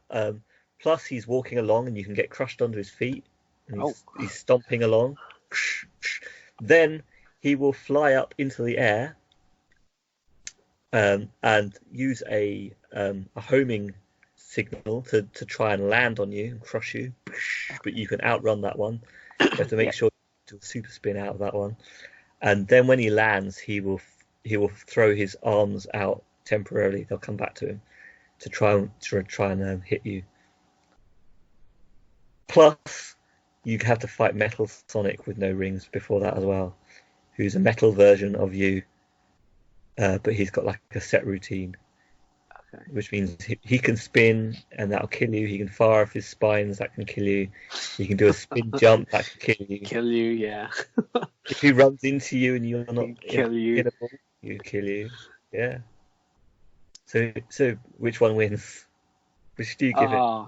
I mean, he sounds too difficult. That's the problem. And but it's possible. It's the funny thing. Yeah, he is, but it's just he's too difficult. Would I play the level that many times, knowing that one hit dead? Plus, I've got to play Metal Sonic beforehand. I might, if I knew that's the final boss, I might spend X amount of time trying to get that far. But if I didn't know that was the final boss, I don't think I'd play that much. You definitely know it's the final boss. So. Oh, as much as I hate to do it, I'd have to complete that game, won't I? Because I'm so close. Yeah, you're definitely. That's the thing. That's like they set up that challenge at that point. You're right. Like after all that, to get no rings, you're just like, you bastards. Yes. But you're there in the Death Egg. You need to do it, and you only need to get. I think you need to get 8 hits on most bosses. So I think you only need to get 8 hits on Metal Sonic, but then you need to get 12 hits on the Robotnik final robot. Can you do it? No, I couldn't do it. It'd take ages, and then I may have to resort to getting someone else to do it for me. I'd ring my Bloodborne bell, and I'd wait for someone to join my level, and then they could help me with killing. They should do that with a remake. They should do a proper full remake. All 3 of the original games, or 4 if you count them as separate games. So 1, 2, 3, and Knuckles all combined. You get to play as Knuckles. You get to fly as Tails in all of them, and you get to ring your bell. Yes, see the Bloodborne bell, and leave little signs. You can bring back the Chow from the weird little creatures from the Adventures games. They can hold the messages up that people leave behind. Be great. Yeah, because I think these online games, that's what it should be all about. It should be helping other people. So I couldn't play that game. After a while, it just grate on me. It's too good. I couldn't win. I have to go back with Beam again. Beam wins it for me. Yeah, I mean that's the level before, so it is quite a tough one as well, actually, because it's a very confined space. And again, if you actually die and you start that boss again, you only have a few rings to sort of survive with. It's tough. Yeah. I'd actually say that the level before is tougher in some ways. With Metal Sonic? No, with the beam. Oh, you think Beam is harder than that? Okay. The beam is in some ways tougher, but Metal Sonic isn't as tough once you know his routine. Yeah. You just need to know when to hit him. Once you know his routine, you can actually just hit him in the face when he's just standing still. Just hit him as many times as you can, and maybe do it in maybe three before he's done any more than about 3 spins attacks. So he's not so hard, and you just have to avoid those spiky hands on the main boss. See, that's those games back then were so unforgiving when you think about it. Like you got one hit, but also when the person stops, you can hit them a couple of times, but then you have to wait for the whole sequence to happen again, and then they stop, and then you do it. Nowadays, when games do the same thing, people are like, oh, they're too hard, and they are intentionally making it so we can't beat the characters or we can't do this. Yeah. But video games were that difficult to start off with. Yeah, exactly. And if you think about Sonic, what you mentioned there about the higher ground to lower ground, there's no explanation on the maps or nothing. It's just a case of run, go explore the game. And exactly, yeah. And people did it. And now they complain, well, there's no waypoint. Yeah. And there's no map. And there's no tutorial. We didn't need tutorials. Yeah. People used to just jump into games. Mario and Sonic are both like renowned for how good they are in the sense of just drop you in the game and teach you by having a level that just introduces the different things. It just introduces something that makes you jump, and like, then you know how to play the game. Did you ever play Super Meat Boy? I know very much of it, but I haven't played it. No, because that was a PlayStation Network game as well, and we've got some videos of it. We've got some videos of it on our channel. Yeah, you played it. Yeah.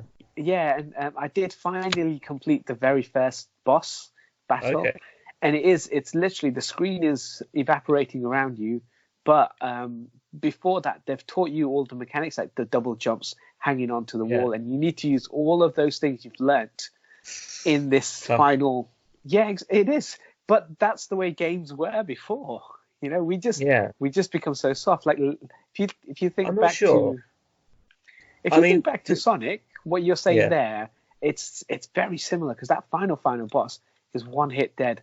Even previous bosses, one hit, lose your rings. If you don't catch them all, then you're going to lose your rings again, and then you got to start all over again. So I think games were a lot harder than you remember.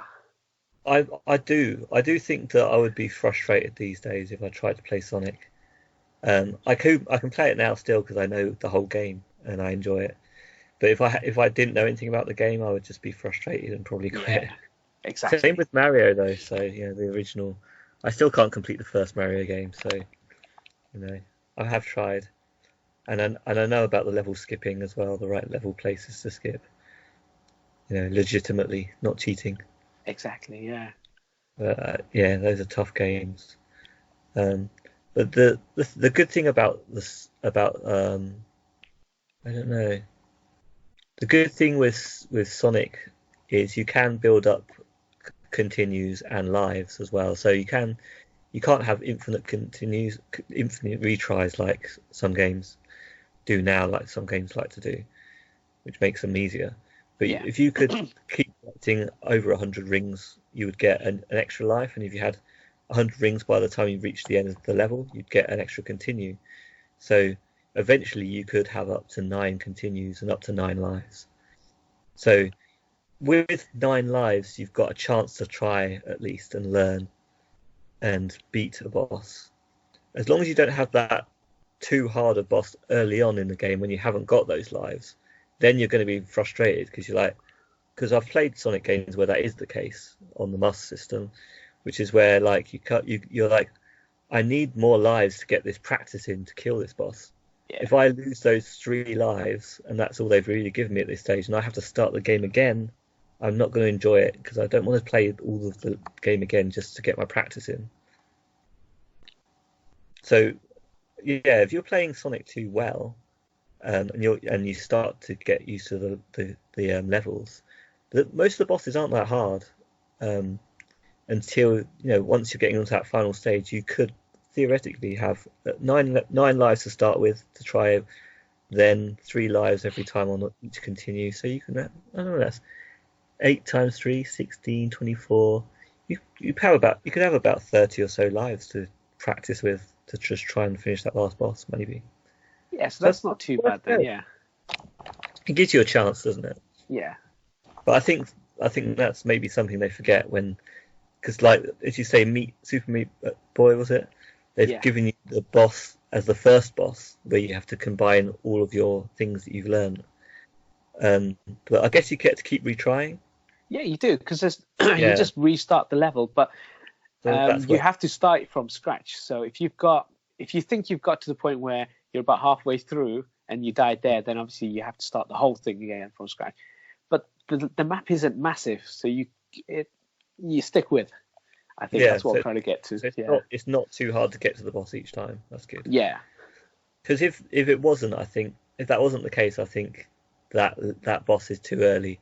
I think you would need to have a boss that let you use a few of the things you've learned rather than requiring you to use all of them.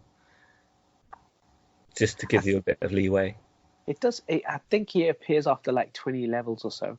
So you do get through quite a substantial amount of the game. When I say substantial, there might be like 200 levels, so a small chunk of the game before you come up to your first kind of boss level thing, where where the screen is moving constantly. That's what makes it so difficult. Because you got to do perfect jumps at the right time, and you have to cling on to the right thing at the right time. Are we talking about Mario again? No, this is, I know. Screen that moves at the same time as you. I know. Super Meat Boy. Super Meat Boy. Yeah. It's brilliant. It's a great game. There were a lot of games that did that, and it always frustrated me when they did that. Yeah. Oh, yeah, moving screen along, and you can't, if you go too slow and you die or something. Exactly. Oh, so annoying. It is a difficult game, though. I'll give them that. But I think we played games that are more difficult than that previously. Yeah, I mean, there's Sonic games I think there's Sonic games where like the level moves upwards, and if you drop down, you die. Not on Sonic 2 or Sonic 1. Oh, is that the water level? Maybe Master System game. Is that the one where the water rises? Oh yeah, there is a bit in that one, isn't there? There's definitely a bit in that one where the screen moves upwards. Yeah, I think that's on one of the bosses, isn't it? The Labyrinth Zone boss. So you have played quite a bit of it. That's a fair on the first game. You have played some. I have played some Sonic. Yeah, it turns out you've played all of them. I've played them all because all you do is you run left or you run right and you jump. Run left, get the extra life first. Oh, of course, yeah. The secrets. One of those levels. Definitely in one of the games there was a secret like that. Yeah. Okay. So that's been pretty much Sonic versus. Just wanted to talk about Sonic a bit because we've got this iconic character come out with a movie. Yeah. Today, I'm gonna go later tonight. Got my dates ready for Valentine's Day. Nice. Yeah. Good old Sonic. He's got bigger eyes now, so you're happy. Oh, I know. He's got nicer teeth as well. He looks more cuddly. I love it now. The first trailer, he did look a bit... I think he worked with... Because the world that they... Don't want to give anything away about the film yet. But what don't tell me anything. I don't want to spoil spoilers. I think he's aesthetically pleasing now. Definitely. Yeah. I'll say just that much. I won't say anything else. Yeah. I mean, everyone likes big eyes. I mean, and that's why anime is popular because they make all the characters with big cute eyes. So yes, you've got to give the animal big cute eyes. And yeah, I suppose he does look better, all round better. But I found it kind of funny, his derpy look in the first trailer. I'm always up for something terrible that everyone's hating on. Yes. Funny. I find it funny. So yeah. But yeah, I'm looking forward to seeing him. And I was surprised that people like him so much now because he's still so furry. Like, isn't he supposed to be spiky? Isn't he a hedgehog? He's this little furry animal. Like, I guess in a different world he can be furry. Yeah. Different universe. Yeah. So, moving on to segments. Segments, yeah. Segment time. Yeah. You need to do the theme, don't you? Oh, I do. Okay. Well, what is the question now? I have to figure it out so that it is actually a question because then I can do it. Right. We did it last week. It's yes.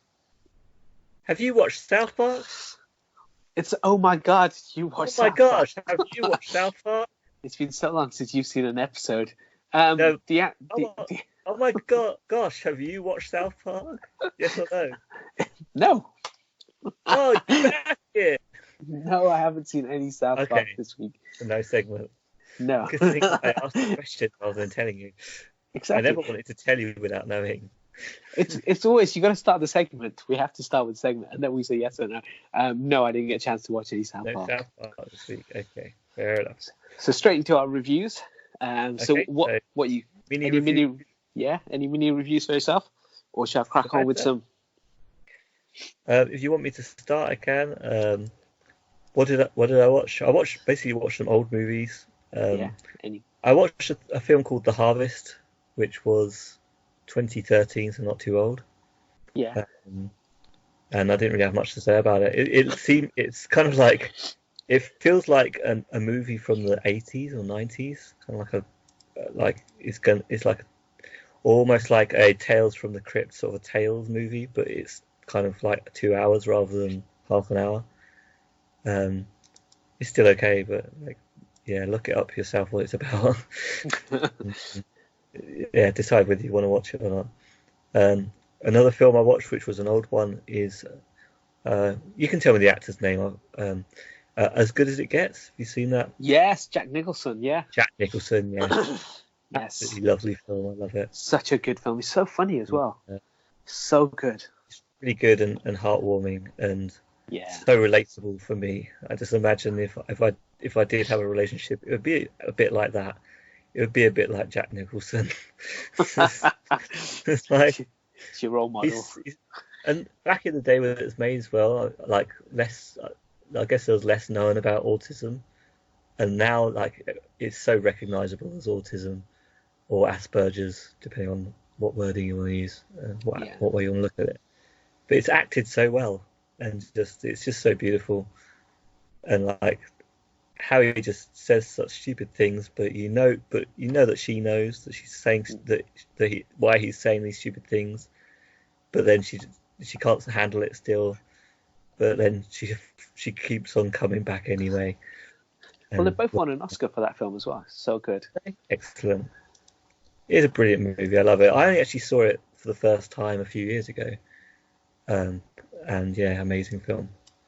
Love it. It's got Jack Nicholson, Helen Hunt, Greg Kinnear, Cuba Gooding Jr. as well. Yeah, great star cast. A lot of homophobia. But not enough to put you off. But not in a bad movie way. It's obviously homophobia coming from someone that doesn't understand what he's saying. Yes, is wrong. So, yeah, it's even more heartwarming for that. So, yeah, and that dog is so cute. Oh yeah, the dog. Suppose it's okay. Yeah. What else have I watched? I watched a couple of the early Clint Eastwood movies as well. Also, just classics. Fistful of Dollars and A Few Dollars More. They're just absolute classic movies. Can't really fault them. Yeah. The second one, they sort of tried to pair him up with a more experienced actor, which was a bit weird. I don't think they really needed to do that because he's such a good actor already. But yeah, good movies. And while I'm giving the reviews, do I really need to say what they're actually about because they're so old? As good as it gets is a romance between a strange couple of people. I'd say, just slightly different kinds of people. Yeah, that's good enough to say.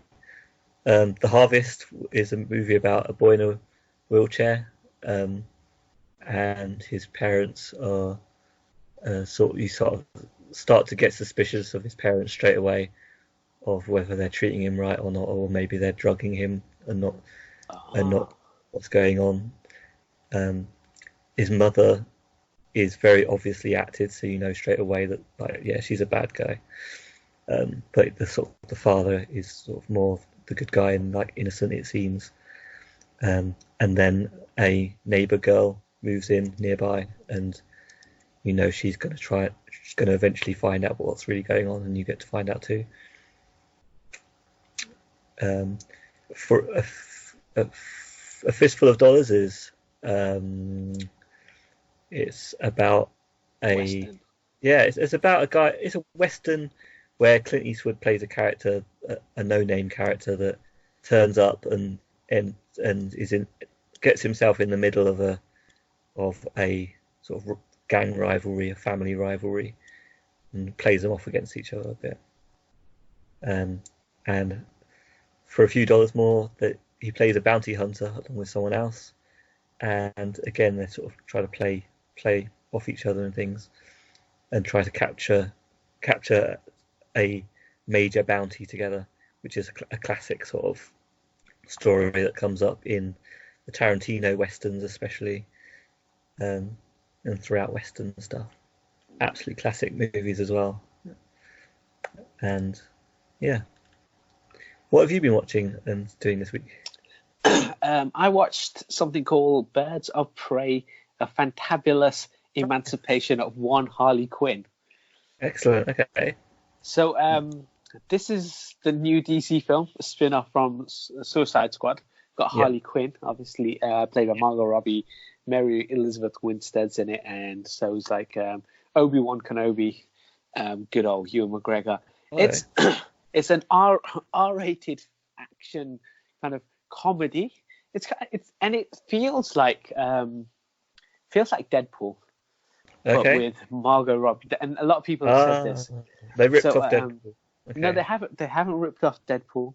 Both films can exist. No.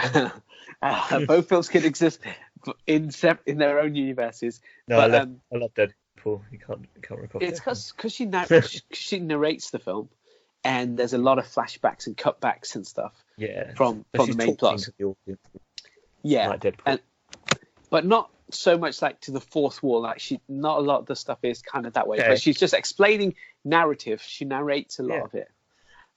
She's actually really good. She was good in Suicide Squad, even though the film is bad.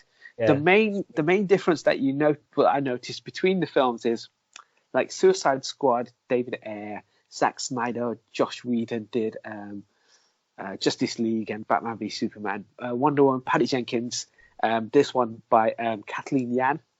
Difference between that is when you got a male director, they over-sexualize the characters, and they put them in skimpy outfits, and they zoom in at certain areas.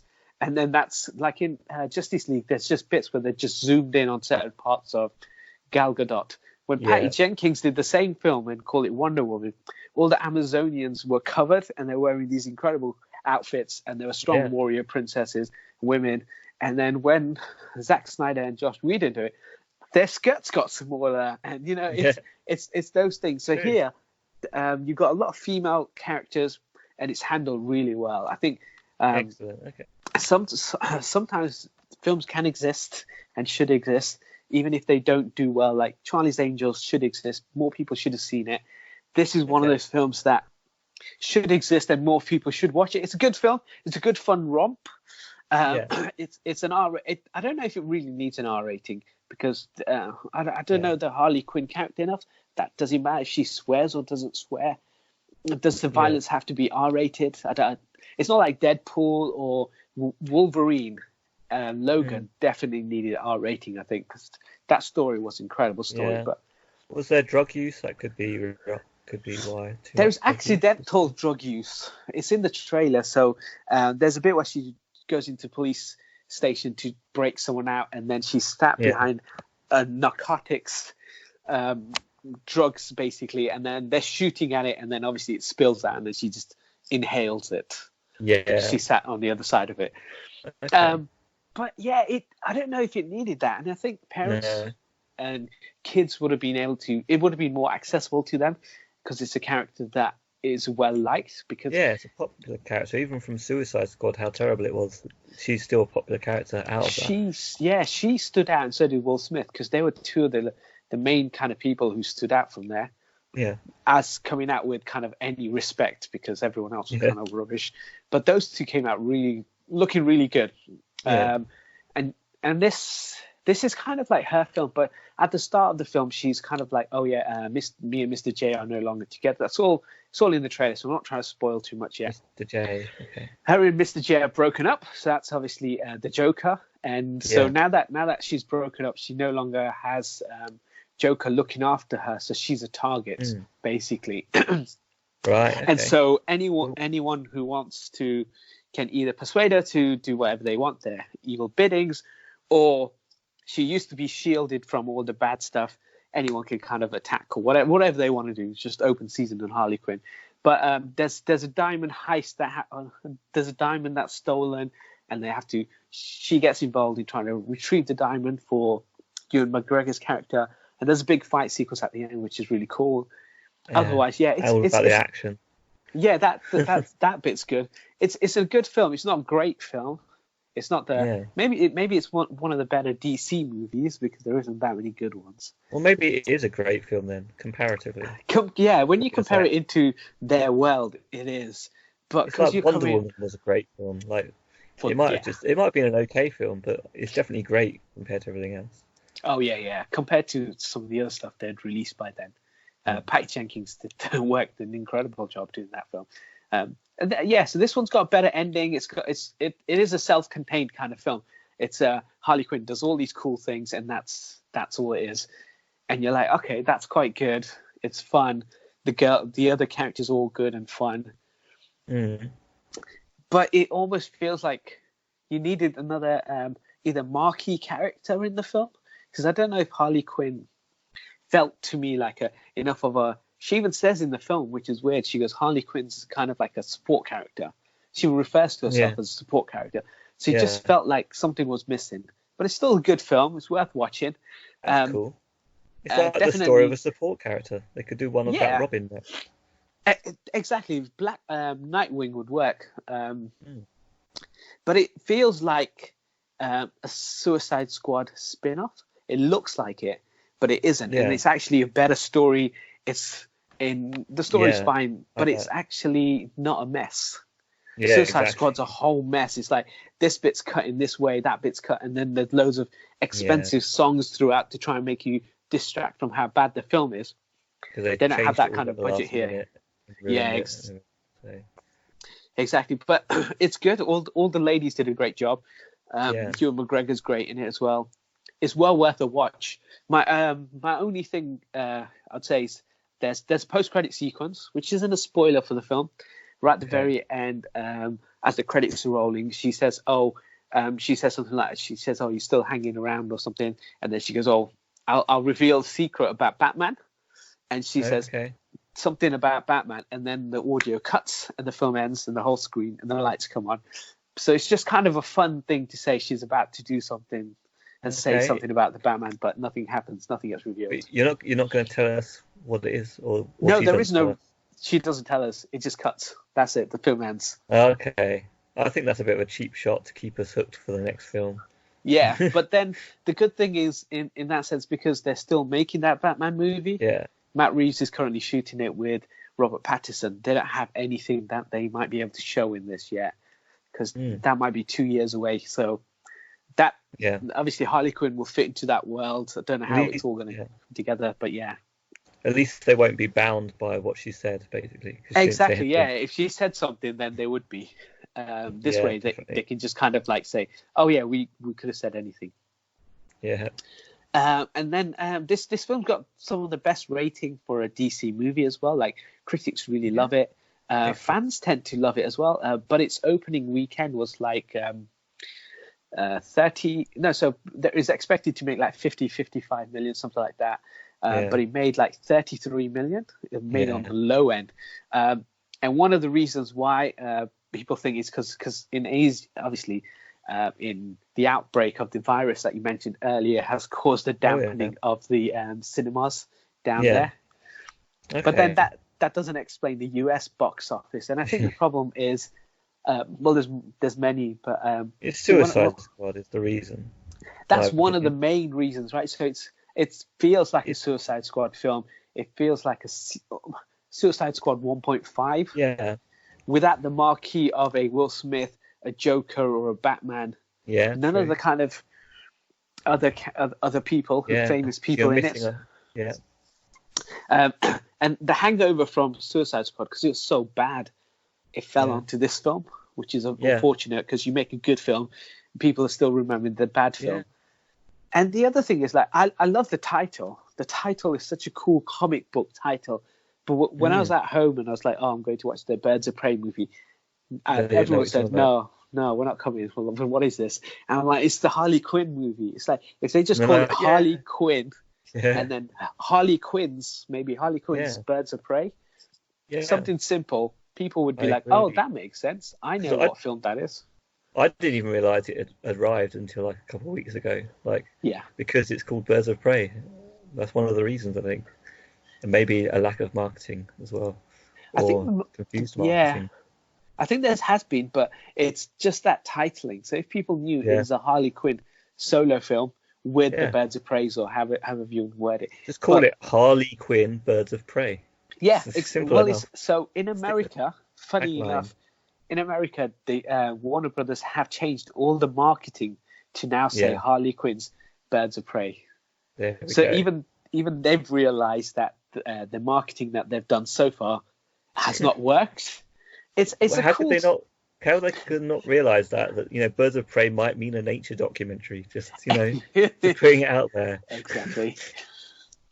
It's a cool title for like comic book fans and nerds around, Yeah. but for the general public, it means nothing.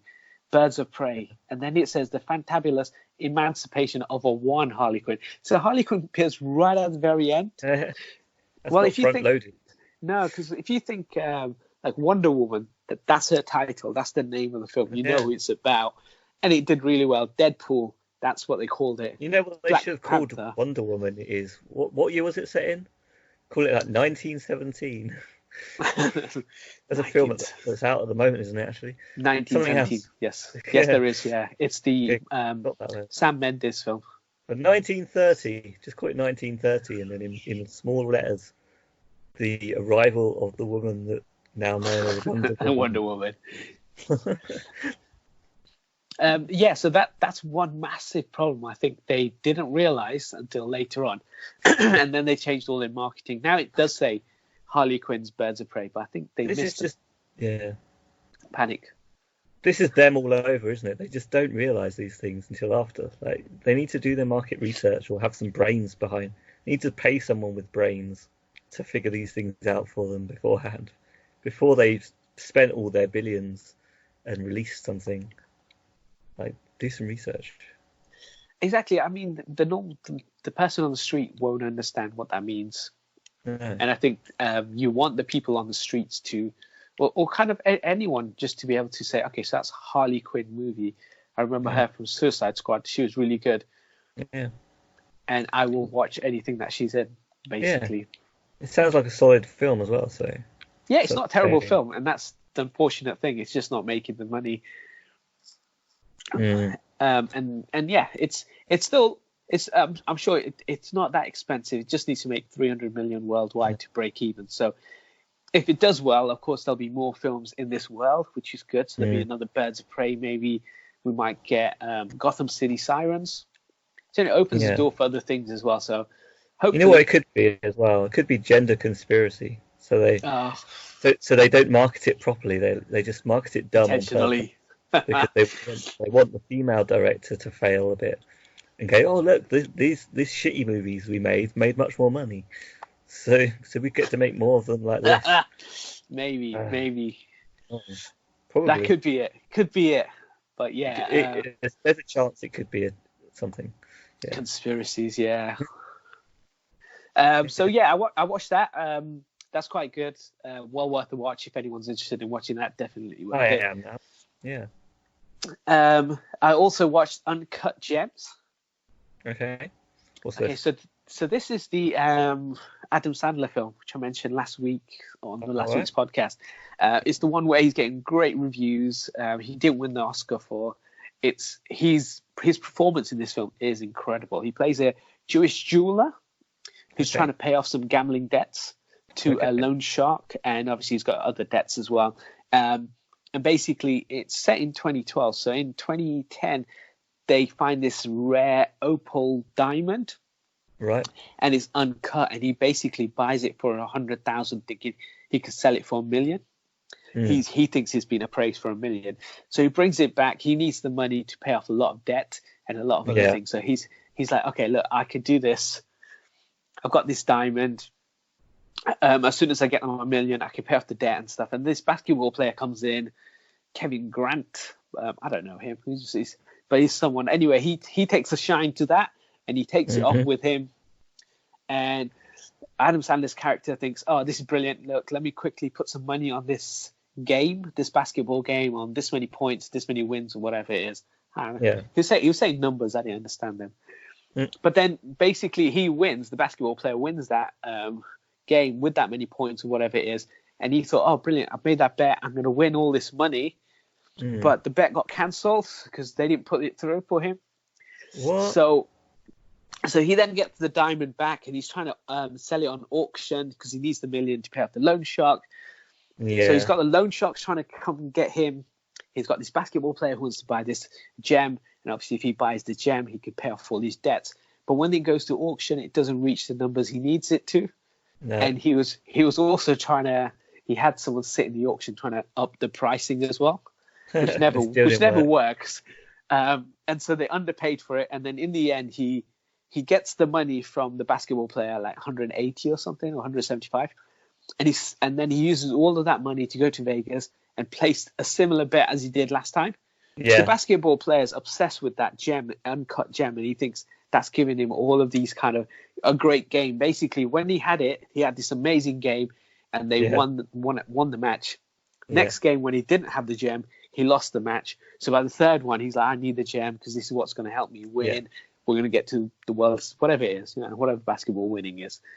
So he's obsessed with it. So he's got it. So Adam Sandler's character thinks once he sells it to him, he'll take that money and he will gamble it on that guy doing all these cool things in basketball. And he will win the $1 million+ and then pay off all these debts. And they place the bet in Vegas. And that's kind of like it. So it's this whole kind of story about... Now it's a basketball game. Well, they don't really show you the basketball game, but you just hear of it.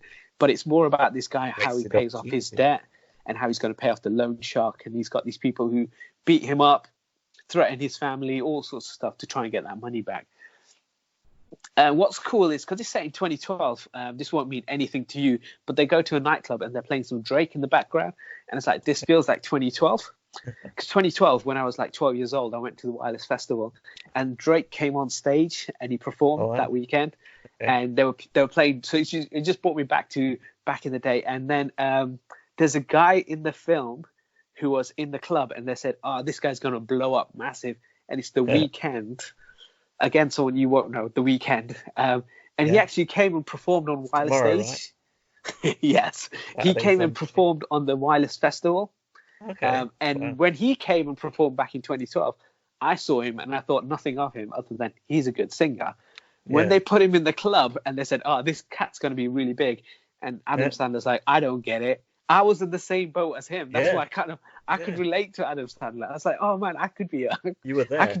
I was there. I was saying the same thing about him. You could lose all that 2012. Money. Exactly. So yes, just that bit was quite cool for me.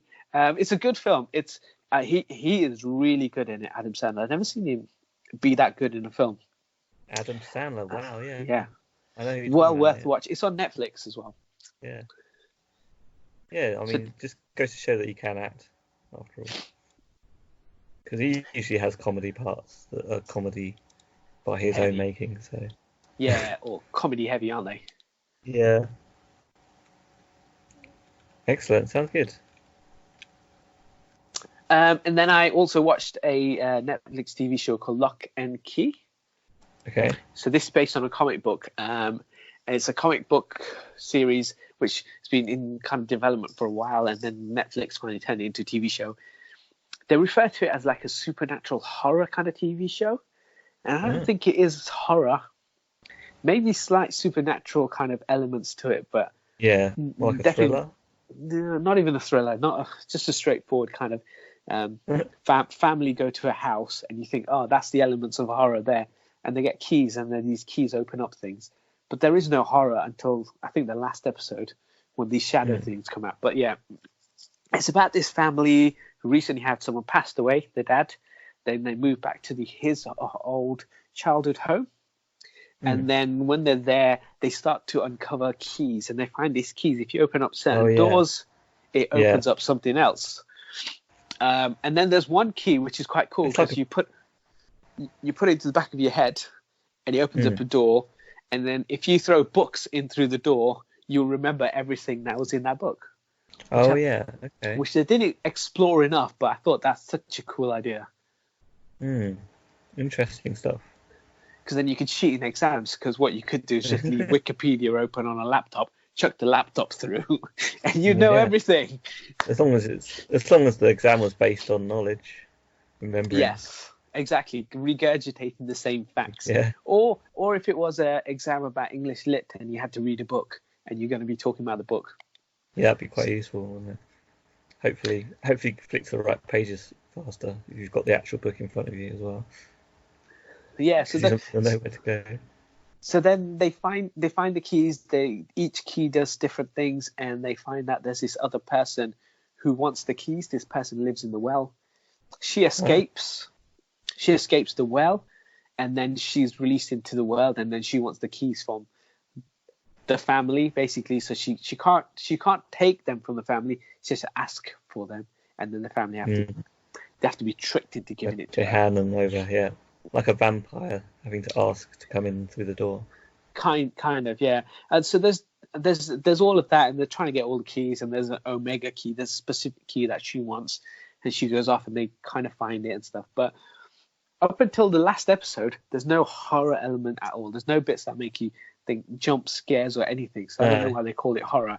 In the last episode, she puts on this crown, and she's got the ability to create shadows, and the shadow puppet stuff, that's quite cool. That seems like a little bit of scary stuff happening. Once that's gone, that's it. It goes back to just being the normal kind of lock and key episodes. It ends on a mystery of some kind, I'd call it. Yeah, I'd say it's more of a mystery, yes. It ends where, I won't spoil it, but it ends, and there is definitely going to be a season 2 if enough people watch it, because it's not all concluded. Yeah, not a cliffhanger, I guess. It's finished in a way, but then there's enough strands left there for a new season. But they've opened and closed it quite well. Okay, that's good. It's fine. It's worth a watch. It's not great. But once I was part committed, I had to just kind of soldier through. You just keep on going, don't you? Yeah. So you'll have a full review of Bioshock, all 3 games soon. Hopefully. Well, no, I'm still on number 1. I like number 1. I think I said the mechanics just feels a little bit dated. Yeah. But other than that, it's really good. It's still a great game. Highly recommend it. It's got some cool fire ups and stuff as well. Like you can have this one fire up which allows you to set things on fire, and then electrocute stuff as well at the same time. Yeah. So it's really good. It's well worth playing. Cool. Well, I might play it one day. You never know. I have it off PSN now. Yes. For free. Exactly. Get on it. I also. Too much. And then Lock and Key. What was I going to say after that? So Lock and Key finishes. It's okay. And there's another one. I can't remember now. But good one. So Bioshock. The only thing is, I think this was the same when you played a Skyrim when it was remastered. Yeah. You know, when you're waving your axe around, it just doesn't feel right, even though it's been remastered and brought across. Yeah. It just feels a little bit clunky. Kind of like a lot of the remakes of Spyro and stuff. It's kind of the same game underneath, but it's shiny. Yeah, and that's the only unfortunate thing. It's just that because it was made for an older console, that it can feel a tiny bit clunky. But it's still a good game. There's loads of world that you can explore, loads of stuff sitting around. It's still fun enough. I also finished watching something called Power. Okay. I spoke about this before. It's a TV show. Season 6 is the final season. It left on a cliffhanger where they shot the main protagonist, and then they had everyone come into the same building, but then it stopped. And then after Christmas, we've had each episode explaining what each one of those people did. I kind of had a hinkling on who did the shooting. And then there was an episode before the final one, the penultimate episode, where the guy who's dead, he does turn around and say to his friend, "Oh, let him go." Big hint, being a he. So it can't be a female character, obviously. And then you kind of work out from that who's actually left, who could have killed him. So that was a bit of a letdown, but still good. I guess who? Yeah, it's still a great TV show. I loved it. It's unfortunate it's finished now. They're going to do loads of spin-off shows, but the main Power seasons 1 to 6 is complete. Ghost, St. Patrick, he's dead, and now it'll just be whatever continues thereafter, the aftermath of kind of like this drug dealer who built up an empire and then wanted to go straight, wanted to go legitimate by opening businesses and getting into government and all of that. So he's kind of a reformed drug dealer who still gets killed anyway, because his past catches up with him. It's that kind of show. But the actual person who kills him isn't someone you'd expect at the first season. But as seasons go on, I think there's a stronger chance of you picking that person out from a lineup of all the suspects. You're learning more about them. Yeah. Cool. It's good show. Unfortunately, it's finished now. No more Power. Oh, hey. there'll be more shows, I'm sure. Yeah, I'm sure there'll be something. I heard Netflix is making them right now. Maybe I'll give him a call. Like, get on this power. Yeah. Any previews, or is that all for the reviews? Yep, that's all the reviews. Previews, I think you've got Sonic. I'm going to mention Ubisoft in previews. So Ubisoft created a game called Tom Clancy's Division. Have you heard of this? Yeah. I've not played it, but... So Tom Clancy's Division, I played the first one. I liked it. It's a cover shooter. I like cover shooters if done well. They've released a sequel which came out just last year. And a new DLC is coming out either this month or next month. But to celebrate that, they've reduced the game in the US right now. I don't know when it's coming up to the UK or Europe, to $3. Wow. So you can pick it up for $3, which is great. Yeah. So anyone who's got a US account or PlayStation Network or knows it's not that difficult, you can get like a PayPal or PSN America top up, and then you can buy the game from the American market. Because it's not because it's not a disc, it'll still work on your console. Yeah. So you can still get hold of it. If you can and you know how to do it, highly recommend it. It's only $3, $3. So about £2.50. Yeah. It's a bargain. Yeah, excellent. So anyone out there who's got available also on Xbox and on your PC. So not just specific to what we play. So if you have a PC, you'll probably be able to get hold of it even easier. Yeah, exactly. Yes. Cool. And yeah, you can make a PSN account in any region that you want to, on the same machine if you want to. But yeah, you usually have to use credit card from that country, which you won't have. And you have to use money's top ups, don't you? So yeah. Yeah, and for $3, it's worth it. It's worth the hassle. Yeah, I mean, right now it's I think $7.99 in the UK. Okay. But if it comes down to, it's not bad, but it's not $3, is it? £2.50. It's not, but I don't know. I don't know if it is worth the extra effort or not. It depends. I mean, I wouldn't buy it for $7.99. I'd want it for the £3, but. Exactly, knowing that someone's getting it cheaper than you, right? Yeah. I think I definitely want it same price. I mean, I found a game this week. It's not really a preview, but I hopefully will play it eventually. But it's a game that I've been waiting to get for cheap for a long time. I found Watch Dogs finally on PS4 for £2 in a charity shop. So yes, brilliant. That's the price I wanted to pay for it, at least under a £5. Even when PSN has been discounting it to like under a £10, I'm just like, oh, it's not quite enough. I just want to pay this much for it. I just need to get Watch Dogs 2 now for the set.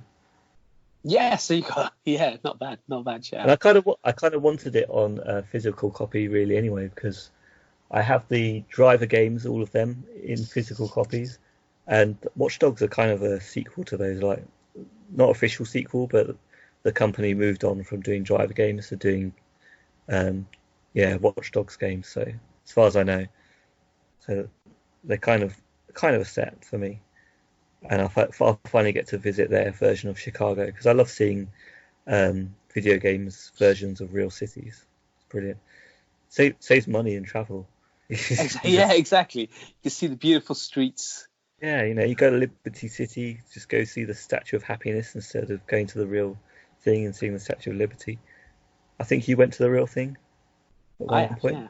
Yeah. I just played the game. Just play GTA 4. To be fair, I went when it was a cold day as well, so it's not the nicest thing. It's cold a lot in New York. That's the thing you have to remember. Exactly. It's quite high up. The thing is, right, for someone who hasn't been, which is yourself, you know what the weather's like. I know more than you, yeah. And I bet you've driven down the streets more than I have. Well, you think about it, yeah. In GTA San Andreas, this is how you have to know, yeah. In GTA San Andreas, you travel to Liberty City, which is New York, for one mission, just one place there, and it's snowing there, cold. So it's a cold place. Yeah. Stick to California if you want it to be hot. Yes, or Florida, exactly. Or Vice City, Miami. That's more me. Yeah, Chicago is probably a bit cold as well because it's the sort of same level as New York.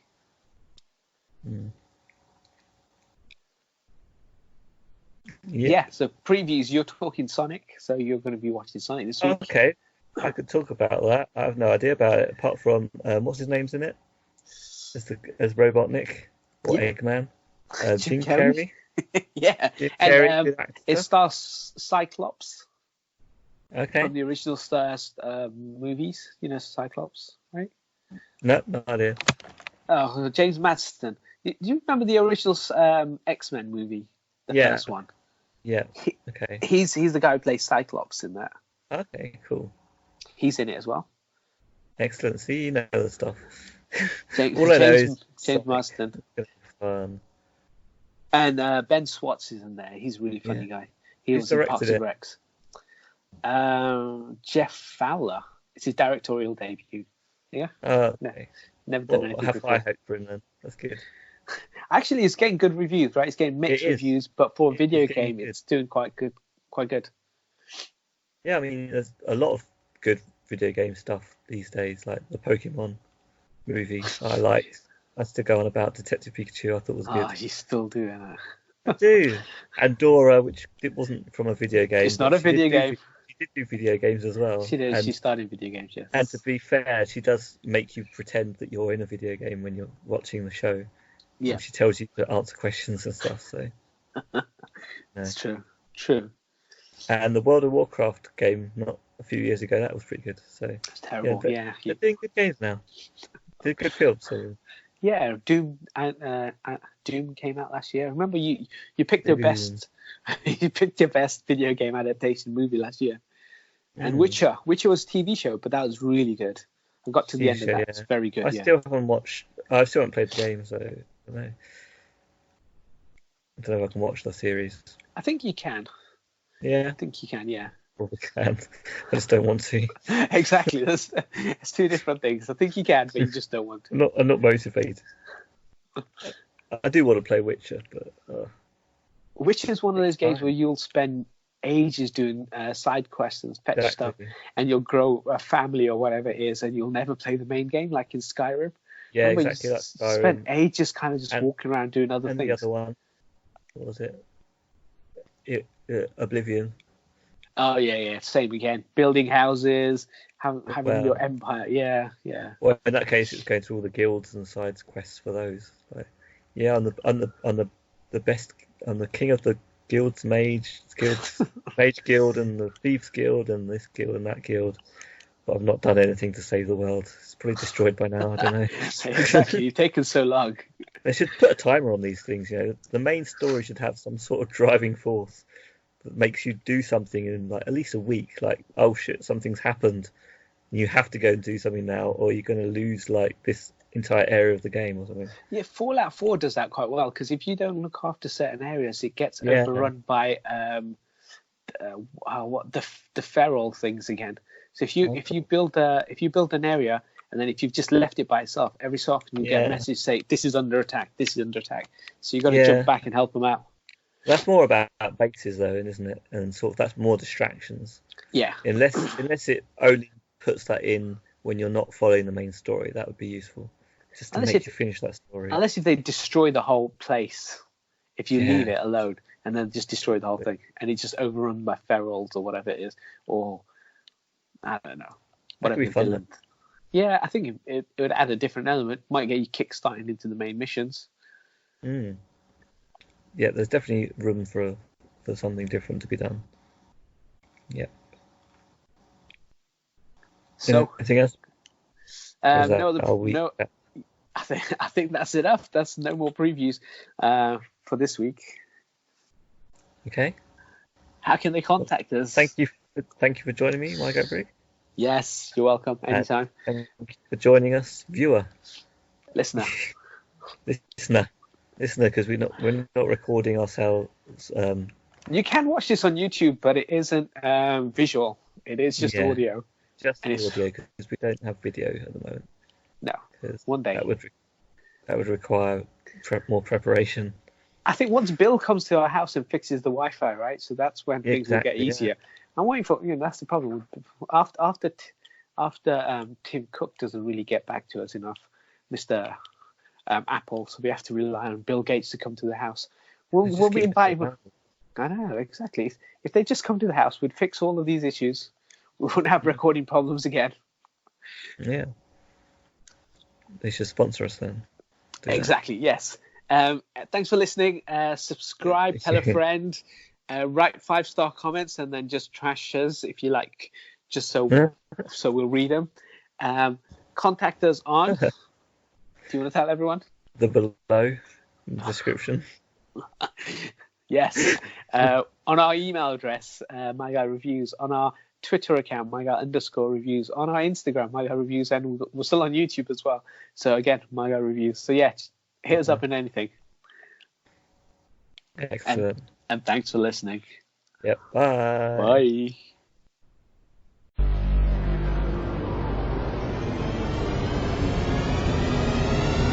No, it's me that's talking about it. Brilliant. My Guy Reviews, the podcast.